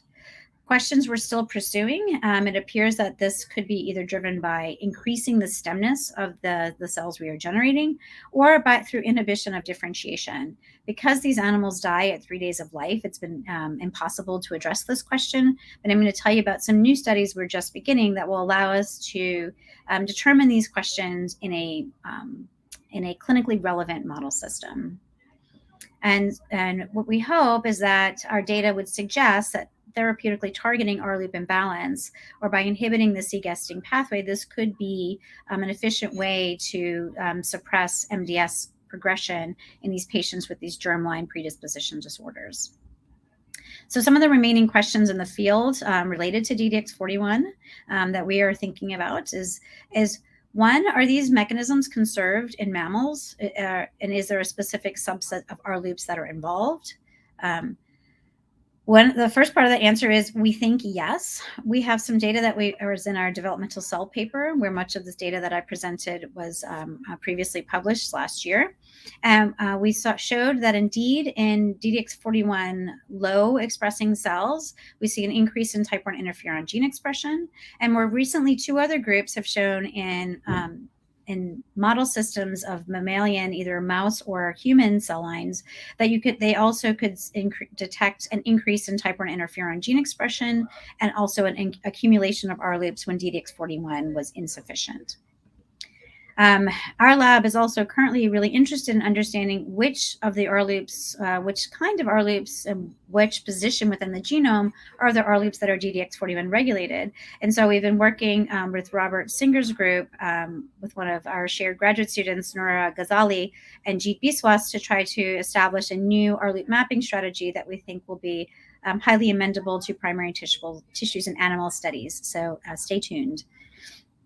Are there other mechanisms that are contributing to hematopoietic dysfunction in DDX41 deficient cells? I mentioned DDX41 has several functions within the cell, not just as an R loop regulator. So indeed, there are other groups that have shown that DDX41 regulates SNO RNA biogenesis and potentially ribosomal RNA biogenesis, either directly or via its impact on SNO RNAs. And so it will be really interesting if maybe the R loops that DDX41 are regulating are localized primarily to these regions. And so that is something that still remains to be determined about the interplay between the various mechanisms that our group has shown and these other groups have elucidated. And lastly, I think this is really the largest remaining question in the field, is why do patients with germline DDX41 mutations develop disease so late in life? Are there environmental influences that synergize with DDX41 mutations to drive hematopoietic dysfunction? And just as a reminder, I know I went over that very quickly, but germline DDX41 mutations in humans are always heterozygote, and as far as we can tell, are always loss of function. But yet the patients typically do not develop disease until late in life. And so we wanted to address this question, but first we needed to establish a relevant model for asking this question. And so I have a new graduate student who is co-mentored with Dr. Sofia de Oliveira. Our student Maria Feliz Norberto is working on this project to try to address this question of how aging and DDX41 insufficiency might synergize together to drive hematopoietic dysfunction. So the first step is understanding, do we see HSPC dysfunction in DDX41 heterozygous animals, and is this an age-dependent phenomenon? So what Maria has done thus far is she's quantified the number of HSPCs that are present in an adult zebrafish at either 6 months of age, so a relatively young adult animal, versus 14 months of age, which is an older animal, let's say on the upper age of middle age. And what Maria identified very clearly is that while there's a trend at 6 months, a couple of animals that are showing an increase in their HSPC frequency, we see a marked increase in almost all of the animals examined at 14 months of age. So there does seem to be some age-dependent and mutation-dependent connection for HSPC expansion in DDX41 context. And so with these animals, Maria's project is really going to dive deeper to understand which facets of the aging environment might be driving and synergizing with DDX41 mutations to drive myelodysplastic syndrome, HSPC dysfunction, as well as driving the cytopenias and mature blood cell dysfunction that is inherent to myelodysplastic syndrome. For the second part of my talk, I'm going to now switch to really embryonic development and critical questions that we are addressing to understand what is different about embryonic hematopoiesis compared to adult hematopoiesis. So to give you a little background on that, I just told you about how we think about adult hematopoiesis. In our adult system, in you and I, you have hematopoietic stem cells that reside in your bone marrow, and then these cells are thought to support your hematopoietic system and make all of these mature blood lineages from the time you were born until the time that you die. And they are thought to be the main drivers of adult hematopoiesis. But during an embryonic life, during fetal development and embryonic development, there's actually many different stem and progenitor cells in the blood compartment that support and establish the hematopoietic system. So while during early embryonic development, there are these long-lived HSCs that will sustain long-lived adult hematopoiesis, as well as any stress-induced hematopoiesis in an adult. During an embryo, there are also unipotent and bipotent and tripotent progenitors. For example, there's a cell type that is called an erythroid myeloid progenitor that will give rise to mostly erythrocytes and a few myeloid cells, and more recently, maybe some but not all lymphocytes. And the cells that come from these EMPs are going to look and function, some will look and function slightly differently than the ones that are derived from a hematopoietic stem cell. There are also T lymphoid specific progenitors that will just give rise to T lymphocytes, as well as B lymphoid progenitors that might give rise to specific types of B cells. And all of these progenitor cells are really important for sustaining the embryo. So they're important for fetal hematopoiesis, and they're important for sustaining embryonic life. More recently, some of these cells have been shown to be critical for adult hematopoiesis. So some cells, such as microglia, which are professional macrophages in the brain, some of those actually derive from EMP populations and even other types of embryonic progenitor populations. So suggesting that these cells are actually going to be critical for adult hematopoiesis, although for setting up how the adult hematopoietic system works, although a lot of those details have yet to be fully elucidated. So lots of work for the developmental hematopoiesis community. We're not tackling all of those questions today, but one question that we were really interested in addressing is what distinguishes these embryonic hematopoietic progenitors from their long-lived HSCs. And I'll tell you why this is such a problem. And so let me tell you a little bit about the path of an HSC from development to adulthood. So hematopoietic stem cells are born within the dorsal aorta, and this is true and most organisms that have been examined to date are vertebrate organisms. I'm just showing you two examples here of the zebrafish and the mouse. So these long-lived HSCs derive within the aorta. Then these cells will then move in the zebrafish, the caudal hematopoietic tissue, and in the mouse and mammalian systems, the fetal liver. And then ultimately, the HSCs will then seed the ultimate location for these cells in the adults, which in mammals is the bone marrow, as I mentioned earlier, as well as seeding of the thymus. And in the zebrafish, it will also seed the thymus as well as the kidney, which is where is the organ of hematopoiesis in most zebrafish or most fish.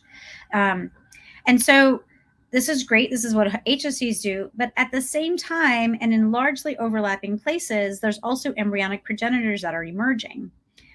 What are the signals and the molecules that distinguish these embryonic progenitors from the HSCs, and why are two different cell populations being generated from relatively what seems to be the same signals is yet to be determined. So Bianca Ulloa is a MD PhD student who's now working on her medical side of her training. She just recently completed her PhD. The question that she addressed during her thesis work was to understand what is the potential of HSCs at their emergence. So what are HSCs doing when they first are born? Can they self-renew? Can they differentiate? Do they behave at all differently from these embryonic progenitors that I just told you about? Do they have different functionality? Do they have different gene expression signatures? And how can we leverage that to learn more about ways to generate new HSCs, and also to support HSCs that already exist? And so what Bianca did was to perform single-cell transcriptomics of newly emerging hematopoietic stem and progenitor cells from zebrafish. For this, we used a transgenic zebrafish that it's called a Draculin transgenic. And so Draculin is a gene that is expressed very highly in hematopoietic stem cells, embryonic progenitors, as well as circulating erythrocytes. And so we wanted to perform single-cell RNA-seq to look at the how many different cell populations are being labeled by the Draculin gene, and also what are the various types of hematopoietic stem and progenitor cells present at this stage of development. So we were really interested in those HSPCs, and so what we did is We performed single-cell RNA-seq during a window of time when HSPCs are newly emerging. So we did 2 different time points, one at approximately 1 day post-fertilization, actually 30 hours post-fertilization for the aficionados, and then at approximately 2 days post-fertilization, exactly 54 hours post-fertilization. And we wanted to enrich for the HSPCs. So we isolated cells that were Draculin M cherry positive, but negative for a erythrocyte marker, which is GATA1 GFP. And this would allow us to enrich for the stem and progenitor fraction that we were really interested in understanding. And then she did single cell RNA-seq analysis to figure out what are the cells that are present within this, what we thought was relatively homogeneous population. So what you're looking at here is a UMAP representation of the data that allows clustering of cell types according to their similarity in their gene expression signatures.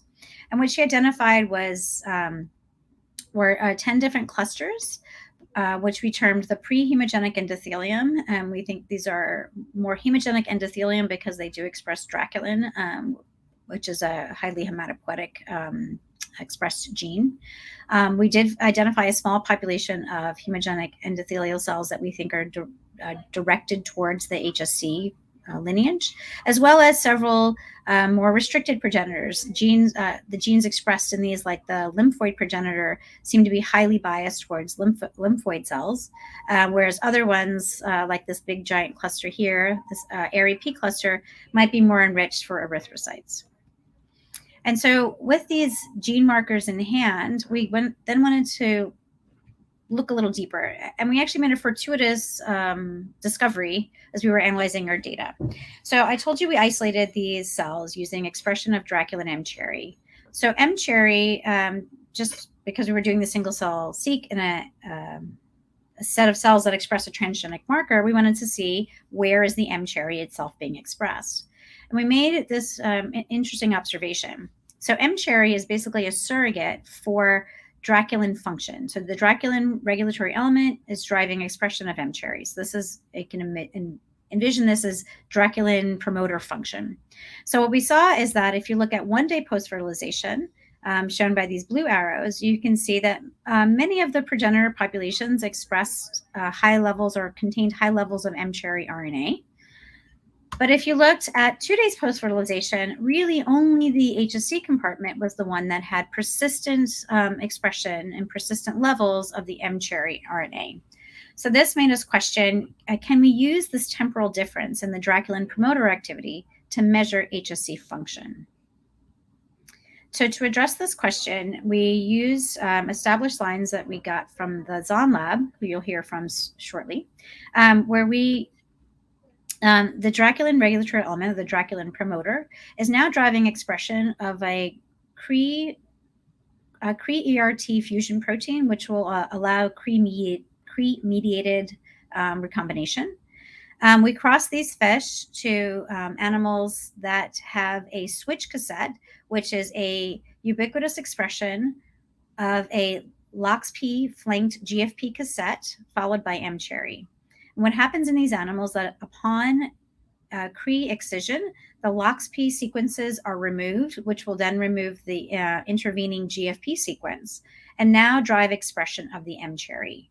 In the absence of Cre, these animals will only express GFP, or the cells will only express GFP. So what does this look like in practice? So if we have green labeled HSPCs, because they have not been recombined at this point, all of their progeny will be green. Upon Cre-mediated activation, which can be done upon tamoxifen or 4-OHT exposure, we can then transiently and in a pulsed manner activate the Cre recombinase and now change the Draculin expressing cells from green to red. Once we remove the tamoxifen, it is only the cells that were exposed to the tamoxifen during a critical time window that will switch from green to red. But then all of the red progeny of those cells will then remain red. So what this means is that in our animals, we'll have a mix of HSPCs that were recombined, where they now express M cherry, and those where there was no recombination because they did not express the Draculin regulatory element and did not express the Cre recombinase, and those will remain green. And ultimately, this will lead to mature blood cells that will be derived from these various pots of HSPCs, either M-cherry labeled or GFP labeled. So by following the production of M-cherry positive progeny, we can use that as a readout of our stem cell fractions. And we hypothesize that at around 1 day post-fertilization, or 1 day of life, that this will label, just go back a step, this will label at 1 day post-fertilization. This should label all of these progenitor populations that express significant amounts of, are showing significant amounts of Draculin promoter activity, while as at 2 days, we expect that only the HSCs will have significant Draculin promoter activity. Hence, only the HSCs will switch from a green to red in our lineage tracing experiments. So first, we wanted to know could we see that these systems detect differences when we label the cells with a lineage trace at either 1 day of life or 2 days of life. And so shown here, as we have non-switched animals, and we performed flow cytometry on the cells that were either not switched, so treated with a vehicle ethanol control, or cells that were exposed to 4-hydroxytamoxifen. And these would be called the switched animals.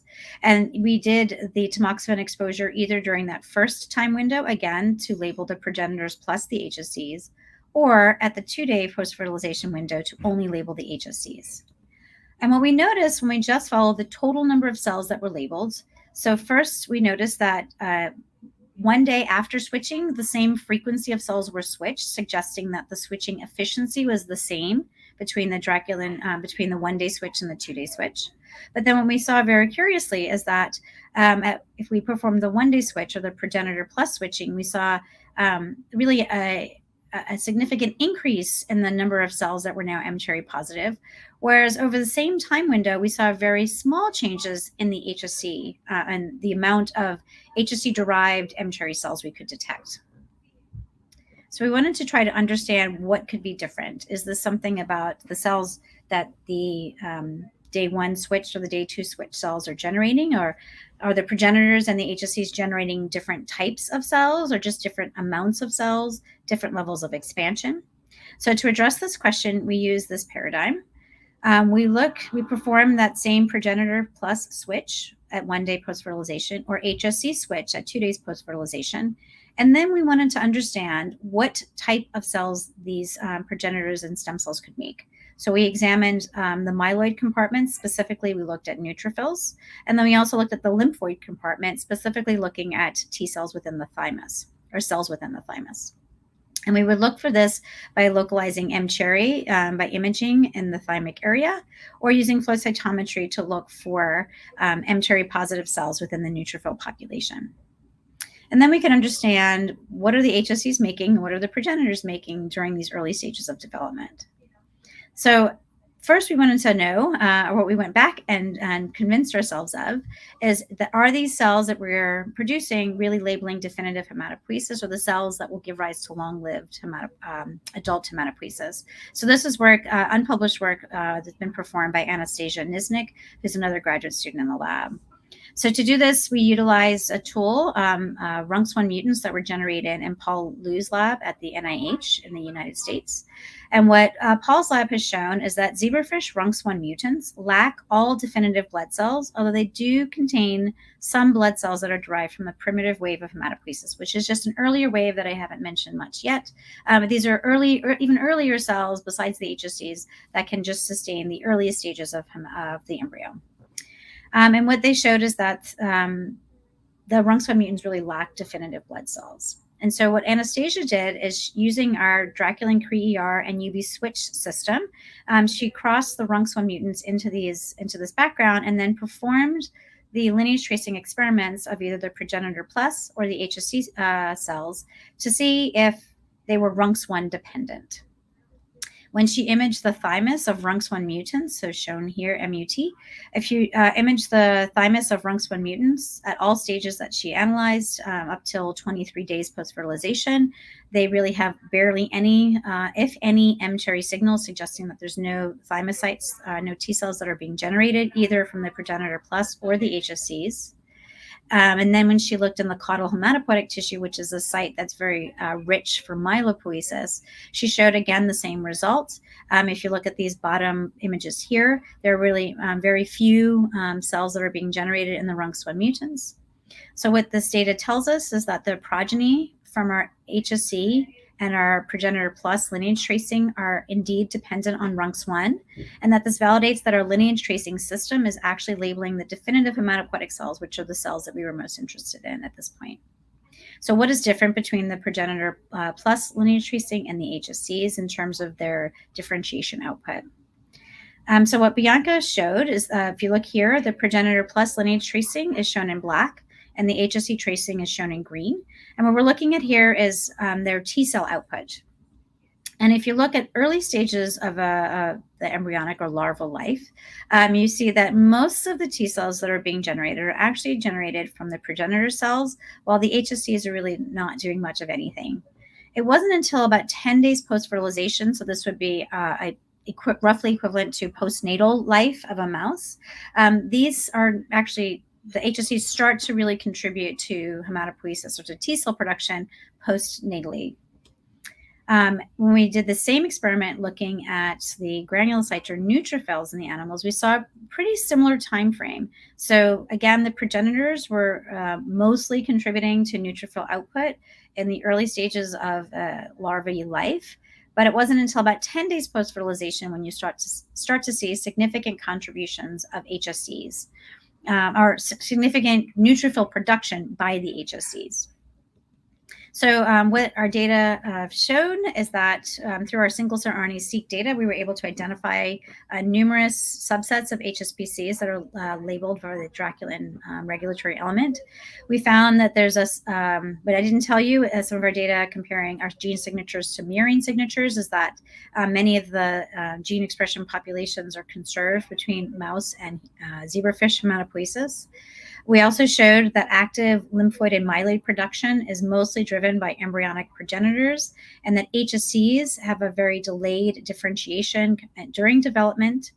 And another data I did not get a chance to show you due to time is that we also used an assay where we could deplete the HSPCs during this embryonic time window and show that the HSCs, although not contributing, again, even in this injury context, did not contribute to T cells and neutrophils, but they could actively regenerate themselves, suggesting that the HSCs are not merely completely dormant, but actually that they just have a very strong self-renewal signature.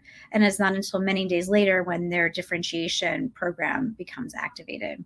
So the punchline from our published work is that embryonic progenitors and not hematopoietic stem cells sustain embryonic hematopoiesis. Really, some of the next steps along this project that, again, I think is what our overarching punchline at the end is that developmental hematopoiesis is quite complex. We need to understand when and where do these differences arise in an HSPC's life. When does the bifurcation of a stem cell from a progenitor cell first begin? Is it then also, if it's happening early, is it then affected when it moves to these secondary locations? And then is there specific spatial or temporal differences within each of these specific niches during early development or secondary locations that might dictate the behaviors of a progenitor versus a stem cell? And with that, I want to thank everyone in my group who's been a contributing member of this team. Joshua Weinreb is an alumni who's now at Brigham and Women's Hospital in Boston.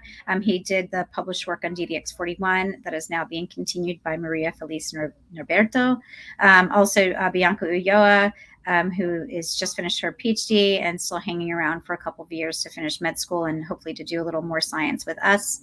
That project is the second part and is being carried on by Anastasia Niznik. And I want to thank all of our collaborators here at Einstein and throughout, as well as the great funding and support staff here at Albert Einstein College of Medicine. Thank you.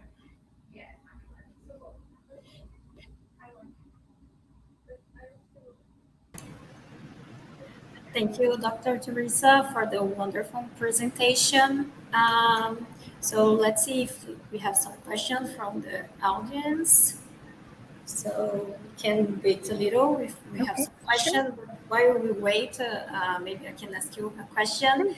about your the first part of your presentation.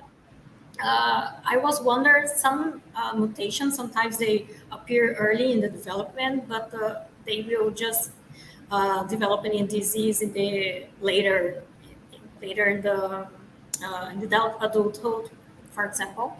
And do you think that maybe this mutation will appear at the beginning and it will have accumulation of defects in those cells, that the disease will appear only later in life?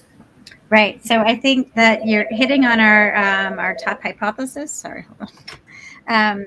Is that what could be happening in this context of DDX40 mutations, where they have this mutation their entire existence, is that they're getting either at the genetic level, they're acquiring second mutations in other genes, or a second hit mutation in the other allele of DDX41. Both are known to happen. DDX41 cells don't acquire a ton of extra mutations that you wouldn't expect from just normal aging. You're going to acquire mutations in your blood system, but they do acquire additional mutations, and they seem to be not random, so suggesting that those second hits could be important.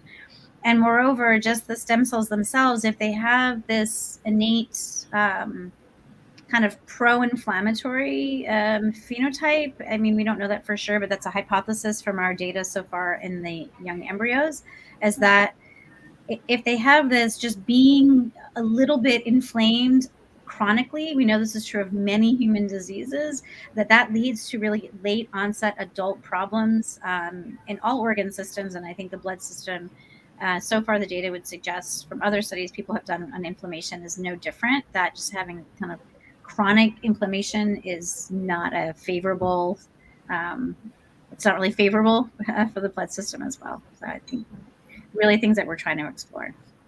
Okay. And do you think that maybe there will be difference if you have mutations that will appear in a different phase of development of those cells also? Right. So if you had this mutation later, for example, maybe this is what you're saying, like if you, well, I guess I'll tell you this. So what I've told you all right now is only about the stem cells. The mutations are in all of their cells, right? So also, if you think about just the way the stem cell then makes all the mature blood cells, it's possible that some of the dysfunction could be coming because of the mutations that are now in their lymphocytes, or the mutations that are in their erythrocytes. So we definitely have data suggesting that secondarily to the HSPC defect, DDX41 is also important in erythrocytes. And so there could be crosstalk with those mature blood cell populations also that feedback as a feedback loop onto the HSCs, which that could also just take time for that kind of crosstalk to become a negative consequence, so to speak. So these are, again, right where we are and just beginning to look at those things right now. Okay, good. Let me see. I don't think we have questions here from the audience, but I would like to thank you again for accepting our invitation. It was very good to hear you. Thank you so much. It was very nice to be here. It's a really nice event, and so glad you guys are organizing this. Thank you. Thank you so much. So we have the next presentation with the Leonard zone is here already. Okay, there was a question I could answer quickly. I just saw one pop in. Yeah. Okay, have you done immunoprecipitation of endogenous DDX41 in mass spec? If so, do you see any complex formation? So we have not, but others have. One of the early paper, the first paper that was published in Cancer Cell in 2015 that showed that DDX41 was mutated in the germline of MDS and AML patients. They did, and they pulled out the spliceosome. It's also been done in C. elegans, and they pull out the spliceosome. Other groups have not pulled out the spliceosome, and so I think that it's a little bit complex. There's been two groups that have pulled out R loops, and they just show that R loops bind to. So instead of pulling out DDX41, they pull out the R loops themselves, endogenous R loops, and they show that DDX41 is present in that structure. So again, I think that's helpful, but DDX41 can be in the cytoplasm or the nucleus, and so I think you're going to get different complexes depending on where you are and also what cell types you're in. I think is going to be a really critical thing. Okay, I will now call that done, and you can let Len, who's a wonderful speaker, and I'm sure you all look forward to his wonderful talk. Thank you. Thank you again. Thank you so much.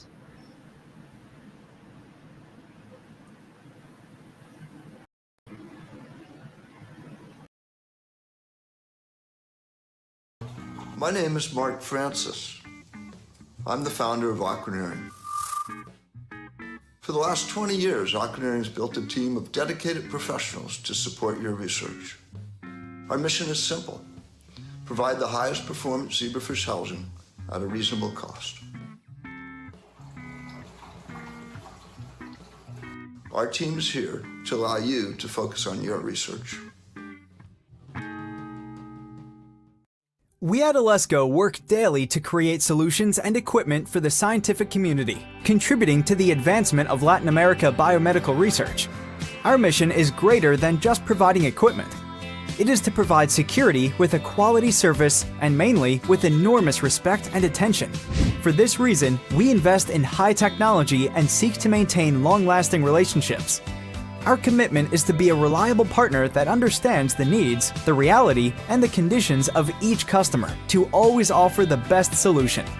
We understand the benefits of scientific research for humanity, and this encourages us. If today we have a better quality of life, greater longevity, if we beat cancer or use a medicine for a headache, it is because the advance of biomedical research allows us to. We trust in the work of researchers, in science, and the scientific community, and we pride ourselves on doing our part. Just like you, we are passionate. Science is what moves us, because for Alesco, research is for life. Welcome everyone to FST's presentation. We appreciate you taking the time today and look forward to helping you find the right tools for the right application and your endless discoveries and research. Find Science Tools has been in business for over 45 years, providing scientists, researchers, and other life science professionals with high-quality surgical instruments utilizing German steel and German craftsmanship with a secondary quality control inspection in our Heidelberg office. As we say, we only carry the best and offer a multitude of fine microsurgical instruments like spring scissors, forceps and rongeurs, but also a variety of options for wound closures and animal identification. In addition to our 3 FST offices, we have over 50 distributors worldwide.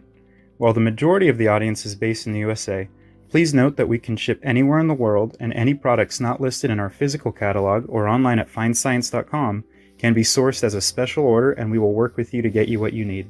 Before we start, for those who are unfamiliar with FST, let me go over our core values we hold ourselves to and strive to provide to our customers. Quality. Impeccable product quality is what differentiates FST from the others. Secondly, our customer support. We strive for 100% customer satisfaction.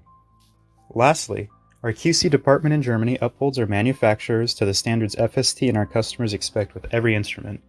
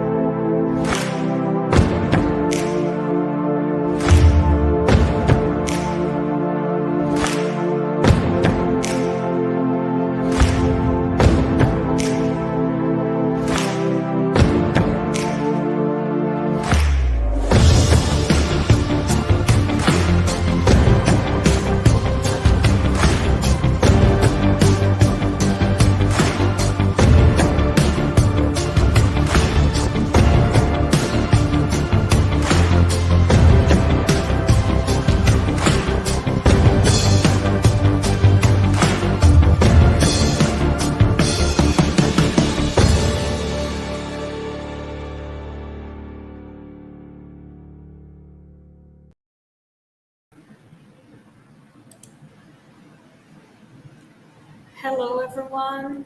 We are back with the last speaker of the day, Dr. Leonard Zon. He is from Harvard Medical School. Hello, Dr. Zon. Hello. The research in his lab focuses on developmental biology of hematopoiesis and cancer using chemical screens, genetic screens, and analysis of transgenic lines in zebrafish. And his work has made a great contribution to the field. Dr. Zon is also internationally recognized for his pioneering research in the field of stem cell biology and cancer genetics. And today we have a pleasure to have you here with us to talk about the melanoma initiation and the cancer niche. I would like to thank you, Dr. Zon, for accepting our invitation. Great. Well, it's a pleasure. I hope everybody can see my intro slide, and it's really a pleasure to be here. So I've founded a few biotech companies. I'm not going to be discussing their work, but I like to disclose it. And my lab works on melanoma, and melanoma is a very deadly disease. And as you have a 5-year survival rate that's very low, and as the skin develops, it has melanocytes, and these melanocytes can get transformed and then invade into the skin. If you think about it, many of us may have a mole. And if you have a mole, there's about a 90% chance of having an activating mutation in BRAF. And this causes the proliferation of the melanocytes, but then a single... Dr. Leonard? Yes. Excuse me, we cannot see your presentation. Oh, I'm glad you said that. All right, let me just see here. Okay, so what it says is, let's see, stop share screen. Thank you. And now if I go to my slides, let's see, present screen, share screen. Let me just try it this way. How about, do you see my slides now or not? Not yet. I think, okay. Yeah, now it's... Okay, and then how about, do you see the slides now? Yeah, perfect. Okay, is that good? Yeah. Okay, I'm just going to skip ahead and go to this slide. So if you think about individuals who might have a mole, we all have moles, and you have about a 90% chance of having an activating mutation in BRAF. And this sets up a field of cells that ultimately could become cancer. And you can see a single cell might transform. And when that cell starts to divide and grow beneath the dermis, then this can cause a devastating disease of melanoma. We like to stay ahead of the curve, and we did a chemical screen in the 1920s with Zon sunbathing oil. So everybody should put on their suntan lotion during this talk. We set up this model using a BRAF, and we took a V600E allele, and this drove nevi in the zebrafish. And when we combined it with a P53 mutant, you got melanoma. And this is the now famous paper by Liz Patton. Now, one thing that we noticed was a gene called crestin. And crestin is a neural crest marker, and you can see in embryos, it lights up all of the neural crest cells. Now, this gene is on just for about 5 days of development, and then it actually goes off. And in adult animals, we do not see expression of this gene. But in melanoma, the gene comes back on. And this is the work of Rich White's lab, Rich White, when he was in my laboratory. So Chuck Hoffman was very interested in this, and he took the crestin enhancer and drove green fluorescent protein. And what he could see, as shown in this embryo, is the beautiful development of the neural crest cells. And you can see how these neural crest cells invade into the eye. And it's quite a spectacular video. And so this marker is very specific for the neural crest. So then we made an adult animal in our cancer model, and you can see this has a melanoma on its head. And we then could shine the light, and you could see that the tumor glowed green, and that had reactivated this neural crest gene. So that was very exciting, and we could see the tumors. But then Chuck decided to study a bunch of fish, And he saw a fish like this, which doesn't have melanoma. But when he shined the light on this fish, he could see a patch. And 100% of the time, that patch became a cancer. So we could see cancer when it was extremely early. So this set up a model where basically you have neural crest cells, the stem cells for melanocytes that happen during embryogenesis. But then in an adult animal, a single melanocyte could be going backwards to become a neural crest cell. And when this happens, the dendritic processes retract, the crestin gene is reactivated, and the genes that are turned on in the melanoma are very, very similar to the genes that happen in the embryonic neural crest. So this was very exciting. And this set up a model where we had a melanoma initiation hypothesis. We thought that the entire fish, which is BRAF and P53, every single melanocyte overexpresses BRAF, the activated allele, and is mutated in P53. This could be a cancerized field fish. But we know that in this fish, only 1 to 2 cancers happened typically in that fish. So now we saw the reactivation of the neural crest through crestin, and then the tumor grew. So this made a lot of sense for us. Now, several years ago, Julien Ablain, who's now in Lyon as assistant professor, made a system called the Maserati system. And what this did was to combine overexpressing an oncogene with a tissue-specific CRISPR approach. And we could model all different genotypes of cancer using this really beautiful system. And because it's Maserati, it's very, very fast. So Alicia McConnell in the lab was doing some work to start to do imaging of melanomas. And she was using our traditional Mini Cooper system and the Maserati system. And she would, we would have an MITF mutant. If you rescued it, you'd get mosaic rescue of the melanocytes. If you inject the plasmid into this BRAF P53 MITF mutant, you would rescue melanocytes and then a melanoma would happen. But she wanted to do imaging, and so she injected a guide RNA for tyrosinase. And tyrosinase is one of the enzymes that leads to pigmentation. And this worked out really well for her to do imaging, but what happened, unfortunately, was the rescue of the animal, this mosaic rescue, was not really observable in this tyrosinase guide RNA. And so she decided to also at the same time inject an MITF promoter driving M-cherry that would give us all of the melanocytes, but they would be red. And when she did this, she got a tremendous surprise. And what she saw was about week 6 after injecting this, there was a cancer precursor zone that had hundreds of cells in it, and it surrounded the cell that would ultimately become the cancer that had turned on crestin. And you can see here at week 8, this has grown, and you can start getting more crestin from this particular precursor zone. So that was a surprise because this precursor zone had high levels of MITF M-cherry.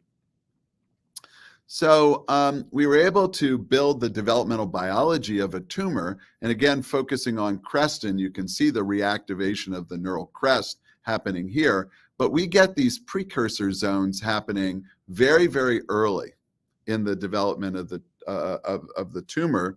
And it makes you think that there's a field of cells from which the tumor will ultimately come. So we started to study this, and what you can see here is this cancerized field fish studied for MITF and crestin here. You can see this precursor lesion has very high levels of MITF, but crestin has not really turned on very much, maybe over there. But then you get the reactivation of the neural crest from this precursor zone, and then ultimately the tumor happens and both are positive. So this sets up a model which was, a little bit counterintuitive. You have this fish where every melanocyte could become cancer, but in the places where it does become cancer, there's several hundred cells that are designated to have higher levels of MITF And these cells then give rise to internally this crestin, and this leads to the induction of the tumor. Now, we wanted to see what the potential of this was, and we fact sorted these different populations, either cancerized field or the precursor zone or the small patch or the tumor, and we did limit dilution transplants, and we're able to show that the frequency of inducing a cancer was lower in the cancerized field and precursor zone than it was in the tumor itself.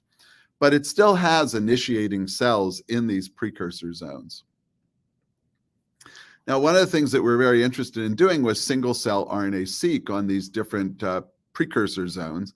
And what we were able to see is that there are various populations of melanocytes and higher MITF levels, and then the crestin-positive melanocytes that are on their way to becoming cancer. And that's shown over here. So these populations are separable, and we started to look at neural crest genes. And what we can see is that whereas melanocytes express very differentiated markers of melanocytes, as you go to this MITF high melanocytes, which is the precursor zone, they express high levels of TFAP2A and TFAP2A and M2E and also MITF. And then later, as they turn on crestin, they'll start to turn on higher levels of SOX10 and crestin itself. Now, one of the strange things that this made us think about was the MAP kinase pathway. Remember, our fish are transgenically overexpressing BRAF V600E, so all the melanocytes should be having MAP kinase activation. But that isn't really true. We see hardly any MAP kinase activation in the mature melanocytes. But when we transition to these MITF high melanocytes, now we get activation of the MAP kinase pathway. And this is true both by RNA-seq and also using ATAC-seq. You can see that these enhancers are open at that particular locus. We also stained for phospho-ERK, which is the MAP kinase. And you can see that in the cancerized field, the melanocytes do not have phospho-ERK. You get a little bit of phospho-ERK in these early precursor lesions, but it's only in the late precursor lesions that MAP kinase is active. And we really don't understand why this is actually the case. Now, another thing that we looked at was to see about signaling molecules that might be active during these transitions.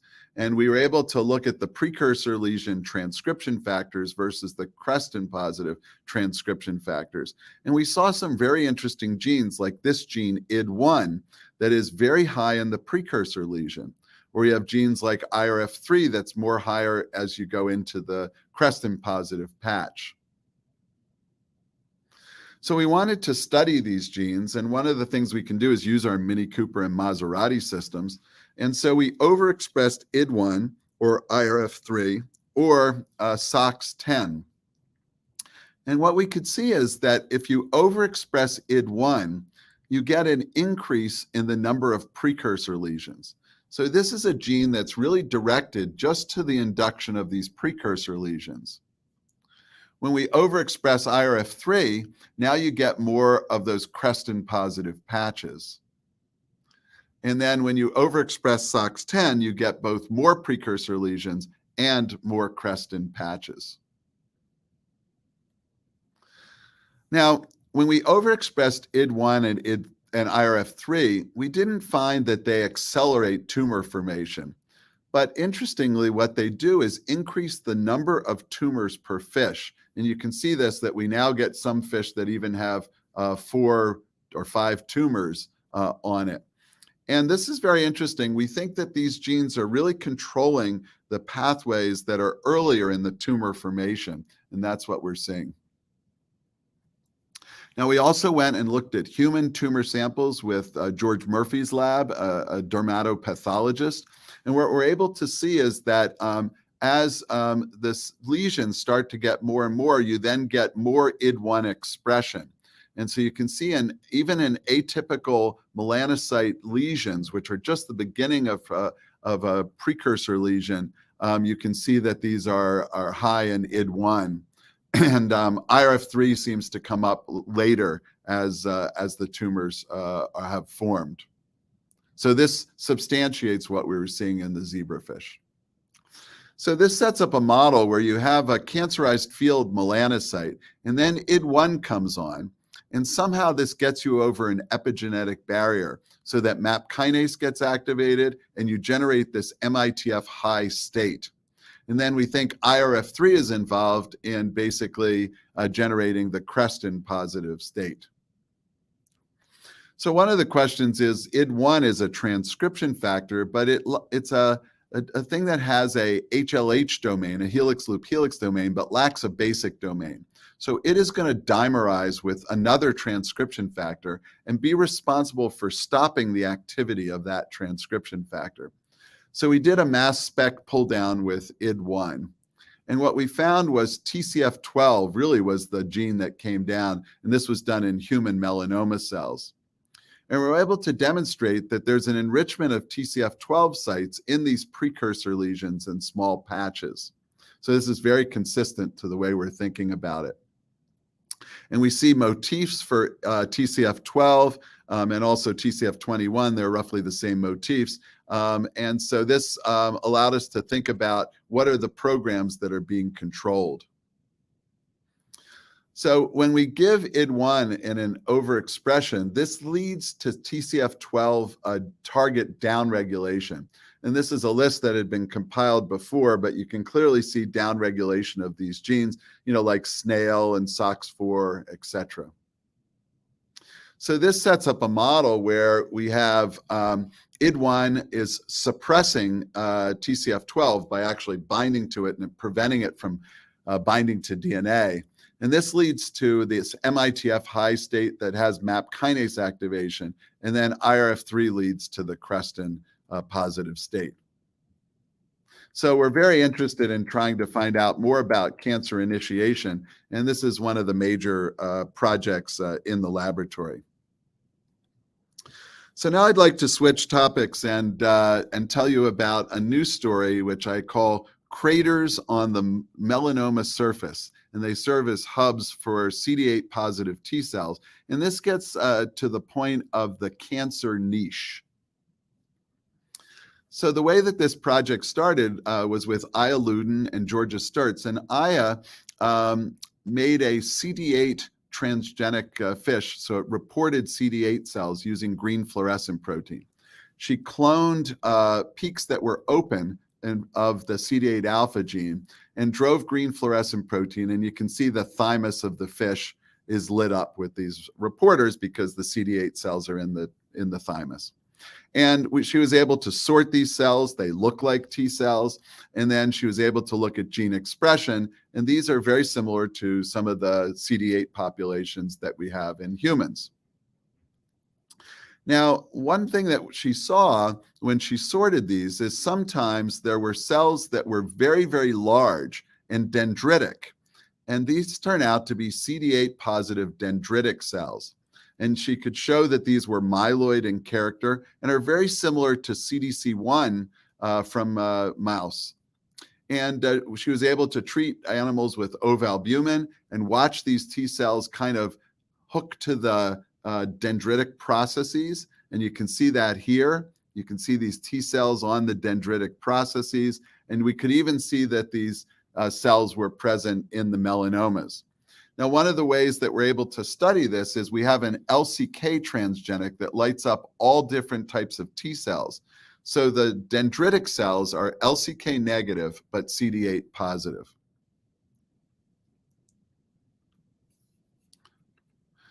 So now we started to look at the development of the tumors.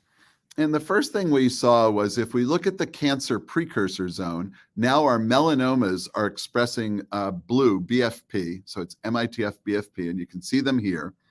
And we see these red T cells that are along the edges of the scale. And these are T cells that are resonant in the skin and really preventing infection from the skin. And these are mostly alpha beta, but also include some gamma delta cells. As the tumor starts to go up into the scale region, this disrupts the architecture of this scale.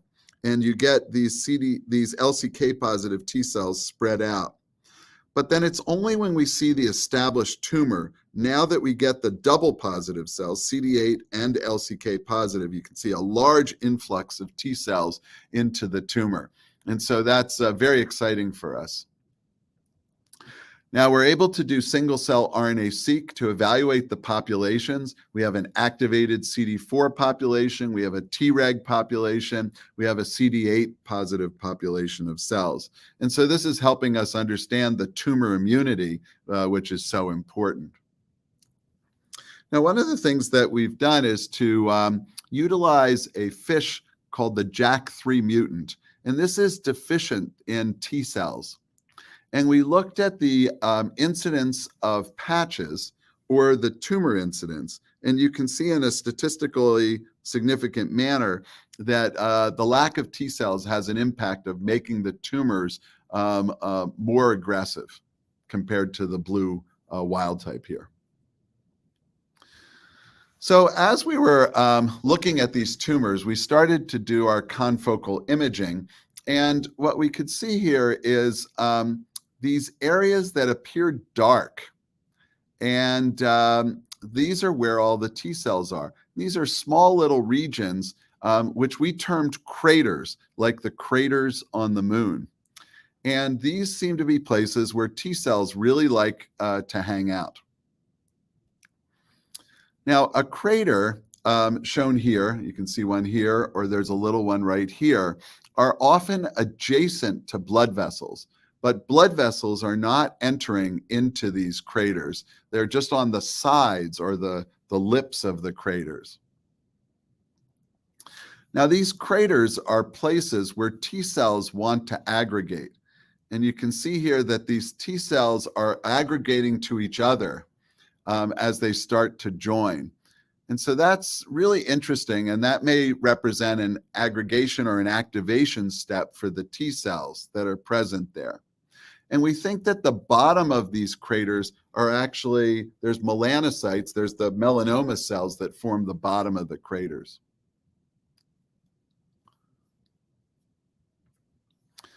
So now the other cell types that we see in these craters are the dendritic cells. And you can see these large dendritic cells that are near or in these craters. And we wonder whether the dendritic cells are responsible for actually bringing the T cells to these craters. So I asked Georgia, could she give me the Star Wars image of a crater? And many of you may know the original Star Wars where they go into the Death Star to see what's going on with Luke Skywalker. So here is going into a crater. And what you're going to see is this crater is right here, okay? And what you can see is that the T cells have infiltrated down from the crater, and that's about 500 microns. And now we're going to go up in through the crater, and you'll be able to see these T cells that are lining the surface of the crater that have not yet entered into the tumor. And so we're in the crater, and you can see these T cells in gold. And then, as you'll see, you can see these T cells lining this crater right here. So that's very exciting, and now we've started to try to understand it more. So Aya had been interested in long-term imaging of the T cells entering the tumor. And there was a paper published about doing this, and we adapted this to our own system. But we could put a fish here and intubate the fish and perfuse it with salt water with anesthetics and keep the fish live for about 18 hours, okay? And then we could load the fish onto a 2-photon microscope. And the first time that Aya did this, I thought this was amazing. And I said, why do we need this bottle here? Like, what is it? And she said, well, that's the trap for the water. If it overflows here, if you didn't have the trap, you will get rid of this microscope. It will cost $2 million to make this microscope again. So she says it's better to have the trap. So the first fish she put on there, it actually overflowed and all the water went into the trap. So thank God I didn't need to pay $2 million for the microscope. So these views are quite amazing. She's able to continuously image the fish for 18 hours and watching the T cells come into the tumor.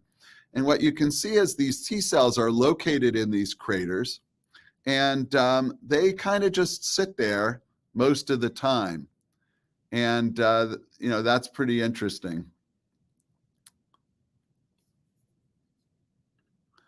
And you can see here again that they're just kind of sitting in these craters, hanging out. It's a great place for T cells to hang out.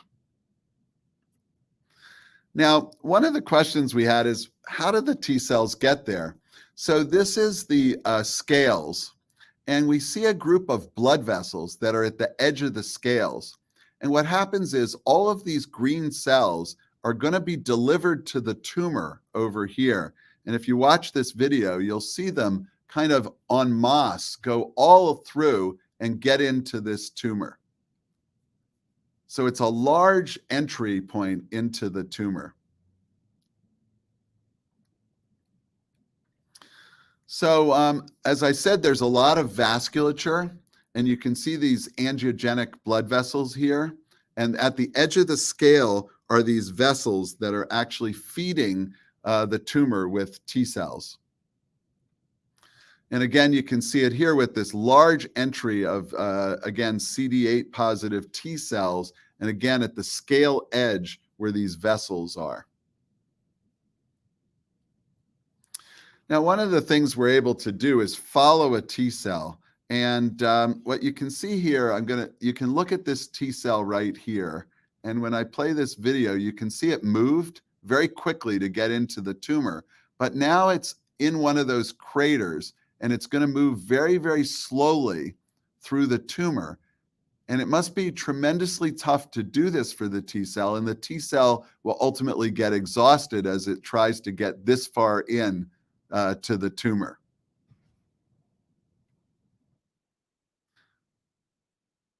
You can see this happening here, again, with these T cells getting loaded in at the edge of the crater. So when we look at crater surface, it occupies about 13% of the tumor surface. And we think that these kind of structures have just been missed over the years because, you know, nobody looks at the topology of the tumor, at the surface of the tumor. And when we look at the number of T cells, more T cells, about twice as many T cells are present in craters than actually not in craters based on the surface area of the tumor. Now, one of the things that's really interesting is that you can get effects of tumor immunity by different therapeutics. And recently, it's become possible to inhibit TGF-beta, and these are in the clinical trials. So what we did is we took a TGF-beta inhibitor and soaked it in the water and then imaged our tumors. We saw some really interesting things. So first of all, there's an accumulation of dendritic cells and then grape-like structures inside these craters. And you can see them right here. It's quite amazing how this TGF-beta inhibitor is driving the T cells into the tumors. And you can see this here, that these T cells are grape-like structures that have accumulated, and it's really amazing. So now with the TGF-beta inhibition, we see these dendritic cells. And this is remarkable that the dendritic cells seem to be driving a change in the morphology of these craters. And they're actually remodeling the craters directly, you know, as they migrate over the crater surface. And you can see even the craters moving. So there's a tremendous dynamic nature to these, to the TGF-beta inhibition and the dendritic cells. We don't know if the dendritic cells are moving the craters or the craters are driving where the dendritic cells are going, but it's quite synergistic, I would say. And then you can see here again, these cells are just you know, migrating across and actually bringing the crater with those cells. So with TGF-beta inhibition, you get more CD8 positive T cell density, and there's more T cells in each crater. Now, one of the things that we did is second harmonic imaging of the tumors. And what happens in many tumors is there's a sheet or a sheath of collagen that covers the tumors. This is a protective sheath, and you can see some of these pictures. Very nice, clean sheath of collagen. But when we see the tumors, we can see collagen fibers across those craters. We can see T cells that have invaded in through the sheath into the craters, and we can even see craters that are plugged with collagen. And there's a tremendous disruption of the architecture of the sheath, of the collagen sheath, when we give TGF-beta inhibition. And you can see that here, how disrupted the sheet is. Now, another therapy that's very popular these days is to inject oligonucleotides directly into tumors. And we do this in the clinic. And these are TLR agonists. And they'll activate the dendritic cells and the B cells, and this activates the immune system. So what Aya did was to actually inject each of these days and then imaged at day 4. So first of all, she can see a response of the tumor with these ODN oligos. So by 7 days, there's been a shrinkage of the tumor. And this is a direct injection into the tumor. So shown here now is we see again these dendritic cells that are kind of moving with these craters, which is quite amazing. So these cells are very, very activated. And I love this one. It's little dendritic cells walking along the surface of the crater, particularly when you've given this ODN oligos.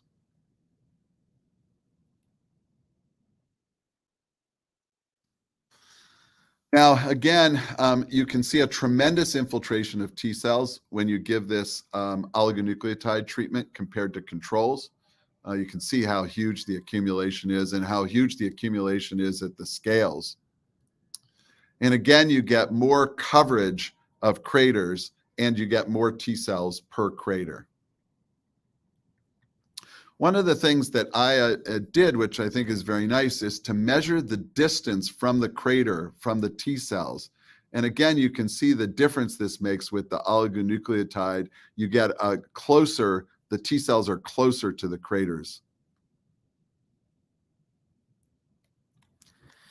Now, we've recently started to do RNA scope analysis. We do in situ hybridization on the tumors to look at activation of certain things. And one of the things that's very important is whether the CD8 positive cells are making gamma interferon in these craters. And here we can show with the oligonucleotide that you do get more gamma interferon in the tumor. And again, when we look at the collagen in response to the ODN oligonucleotide, again, you can see a tremendous a disruption of the collagen sheath and also the infiltration of the tumor. Now, we see very few T cells are proliferating inside these craters, but there are these accumulations of T cell clusters in the craters. And as I'll show you later, in the human craters that we see in human cancers, we do see some proliferation there. So it's a little bit different than what we see in the fish. So these are the human craters that we've been able to see. And so these are work with George Murphy and Peter Sorger. And you can see these accumulation of little places at the surface of the crater expressing T cell markers like CD3. They're often adjacent to some blood vessels, as you can see here.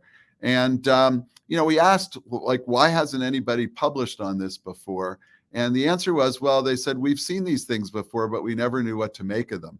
And so our zebrafish work has really informed this human tumor biology.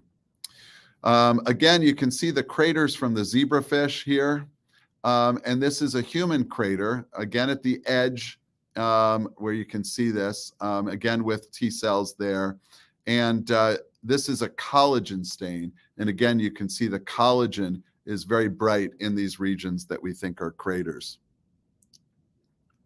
And then you can even see, like in this particular case, like a crater here with a single T cell, and we can see similar structures, very small inside the tumor, that have these single T cells adjacent to this crater.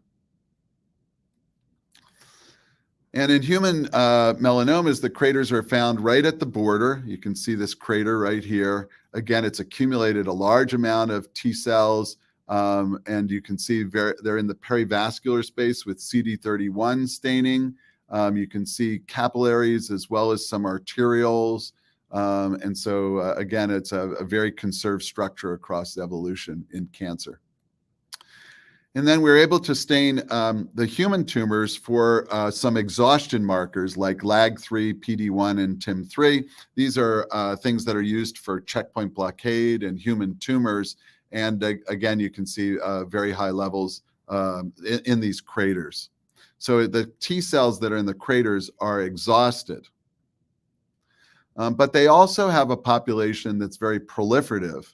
And so, again, I think this is very interesting, and we're understanding more about these particular tumor types. Now, lastly, we worked with a group at Sloan Kettering, Aditi Sahu, and she does confocal imaging on human patients. And there's a little confocal that is bought for about $100,000, and they use it to study human tumors. And she sees these infiltrations and calls this lichenoid inflammation, but this is the regions that would have craters. And she sees these little infiltrating cells that are small and round and are probably lymphocytes that are infiltrating into this human superficial melanoma. And she had one patient who was treated with this TVEC, which is a vaccine-like drug, and this leads to huge craters, very similar to what we get with our oligonucleotides. And again, immune cell infiltrates into these craters. And you can actually use a confocal imaging and look at these craters and see in here in a human what we think is the equivalent of our zebrafish tumor. And again, this is on a live human being. So we think these craters, that the T cells come from the edge of the scale or the perivascular region. They accumulate there. They dive into the crater where they get activated. There can have a proliferation. And then this is an entry place on how the T cells actually get into the tumor. And this process is very difficult, and you can understand how these T cells could get exhausted along the way. And that's why things like checkpoint blockade would work and allow these T cells to infiltrate into the craters at a higher efficiency. So I just want to thank the people who've done the work. Aya and Georgia did all the work that we did on the craters. They were helped by a number of people and a number of collaborators who I mentioned along the way. And the first part of the talk was from Alicia McConnell and Maggie Chassé and Haley Noonan, who've been working on that, the initiation of cancer. And with that, I'm happy to take questions. Thank you very much. So thank you very much, Dr. Zon. It was a wonderful presentation. And it was wonderful to see and amazing to see those results with the craters in the tumor that looks like a moon. And it was so interesting to see those cells, the T cells, that they go only on these craters. And I was thinking, oh, those cells, the tumor cells, they are avoiding those T cells and send them to the craters. Or maybe the environment is not good for the T cells and they are looking for another place that would be good for them to stay. Yeah, it's a really good question. So I think what happens is that these are attractive centers for T cells. So the T cells want to go there. And probably there are chemokines and other types of growth factors that are driving the T cells in there. Once they get into this tumor, what we see is actually the T cells start to sample some of the melanoma cells that are at the base of the crater. So this is a place where antigen presentation can happen, and the antigens on the melanoma are starting to get read by the dendritic cells and also by the T cells. So we think that's the way that this is probably working. And then those T cells need to travel into the tumor, and they start getting exhausted along the way. Yeah. And it's amazing that your model is so similar to the human, right? What happens in the melanoma in human. Yeah, we were very happy. I recently gave a talk at a meeting, and it was pretty exciting. I was asked, is it only melanoma that has the craters? And at the time, I didn't know whether there were other craters. But when I sat down at my seat after my talk, a number of pathologists came up to me, and they started showing me craters in many other tumor types. And there was even in a company, there was a person who said that craters correlated to immunotherapy, actually. And so the better the crater number, the better the patient response was. So, you know, of course, we couldn't get that data for trying to publish this, but on the other hand, it was nice to hear about. So very exciting. Yeah, very exciting. So I think we have a question here from the audience. Yeah, it's a question from Nicolas Trigueiro. How are these craters created? It is just a regular structure in a tumor? Yeah, this is one of the questions that we need to really answer. So it's a complicated answer, but I'll tell you what we know about so far. So the first of all is there are craters that don't have T cells in them, which would maybe indicate that the craters are formed independently of the T cells. Now, the architecture of a tumor could just develop as a result of, you know, the surface of any ball or so. And so there could be little indents in there just by natural causes. But our current theory is that there are proteases that are actually involved in remodeling the surface of the tumor. And these proteases might be made by the dendritic cells or by the T cells or by other cell types. And that these are naturally occurring, and that these proteases probably affect the collagen sheet. And so basically how the collagen sheet, how intact it is, determines you know, where these craters are initially. Now, having said all that, we've been able to look a little bit at some of our immunodeficient fish, and we do see less craters in the immunodeficient fish. And so it's possible that the actual immune cells are remodeling the craters in some way, and that also could play a role. So we're trying to figure out, and it's a little bit of a chicken and the egg to find out which is doing which, but that's our current models. Very good. And let me see if we have more questions. Actually, I have a question for the first part of your presentation. We talk about the melanocytes that they differentiate and become neurocrest cells. And you said that you have high levels of MITF1. During the development, the normal development, do you have these high levels and that will drive the expression of the crestin gene? Yeah, so during normal neural crest development, you have high levels of crestin. That'll turn on MITF, which generates the melanoblasts. So those are the cells that are going to ultimately generate the melanocytes. So pretty much exactly in cancer, we see everything going backwards. So I think what happens is you have this group of melanocytes, but all of a sudden they go back to a melanoblast type of gene expression signature, higher levels of MITF. And then as you go back to neural crest, then you're ready to start the cancer. So I think it's very similar to normal development. Nice, amazing. Okay. So most of the people here are saying amazing presentation, awesome presentation. Thank you very much. So it was a pleasure to have you here. Well, thank you. So much. It's really great to hear from everybody there, and I wish everybody luck in their future careers for sure. I've been to Brazil a couple of times, so I'm a big fan. Oh. I went to the World Cup final, which was Argentina versus Germany. It was in Rio, which was very, very nice game. Good, good. So maybe you can come back soon for presentation here, but not virtual one. That'd be great.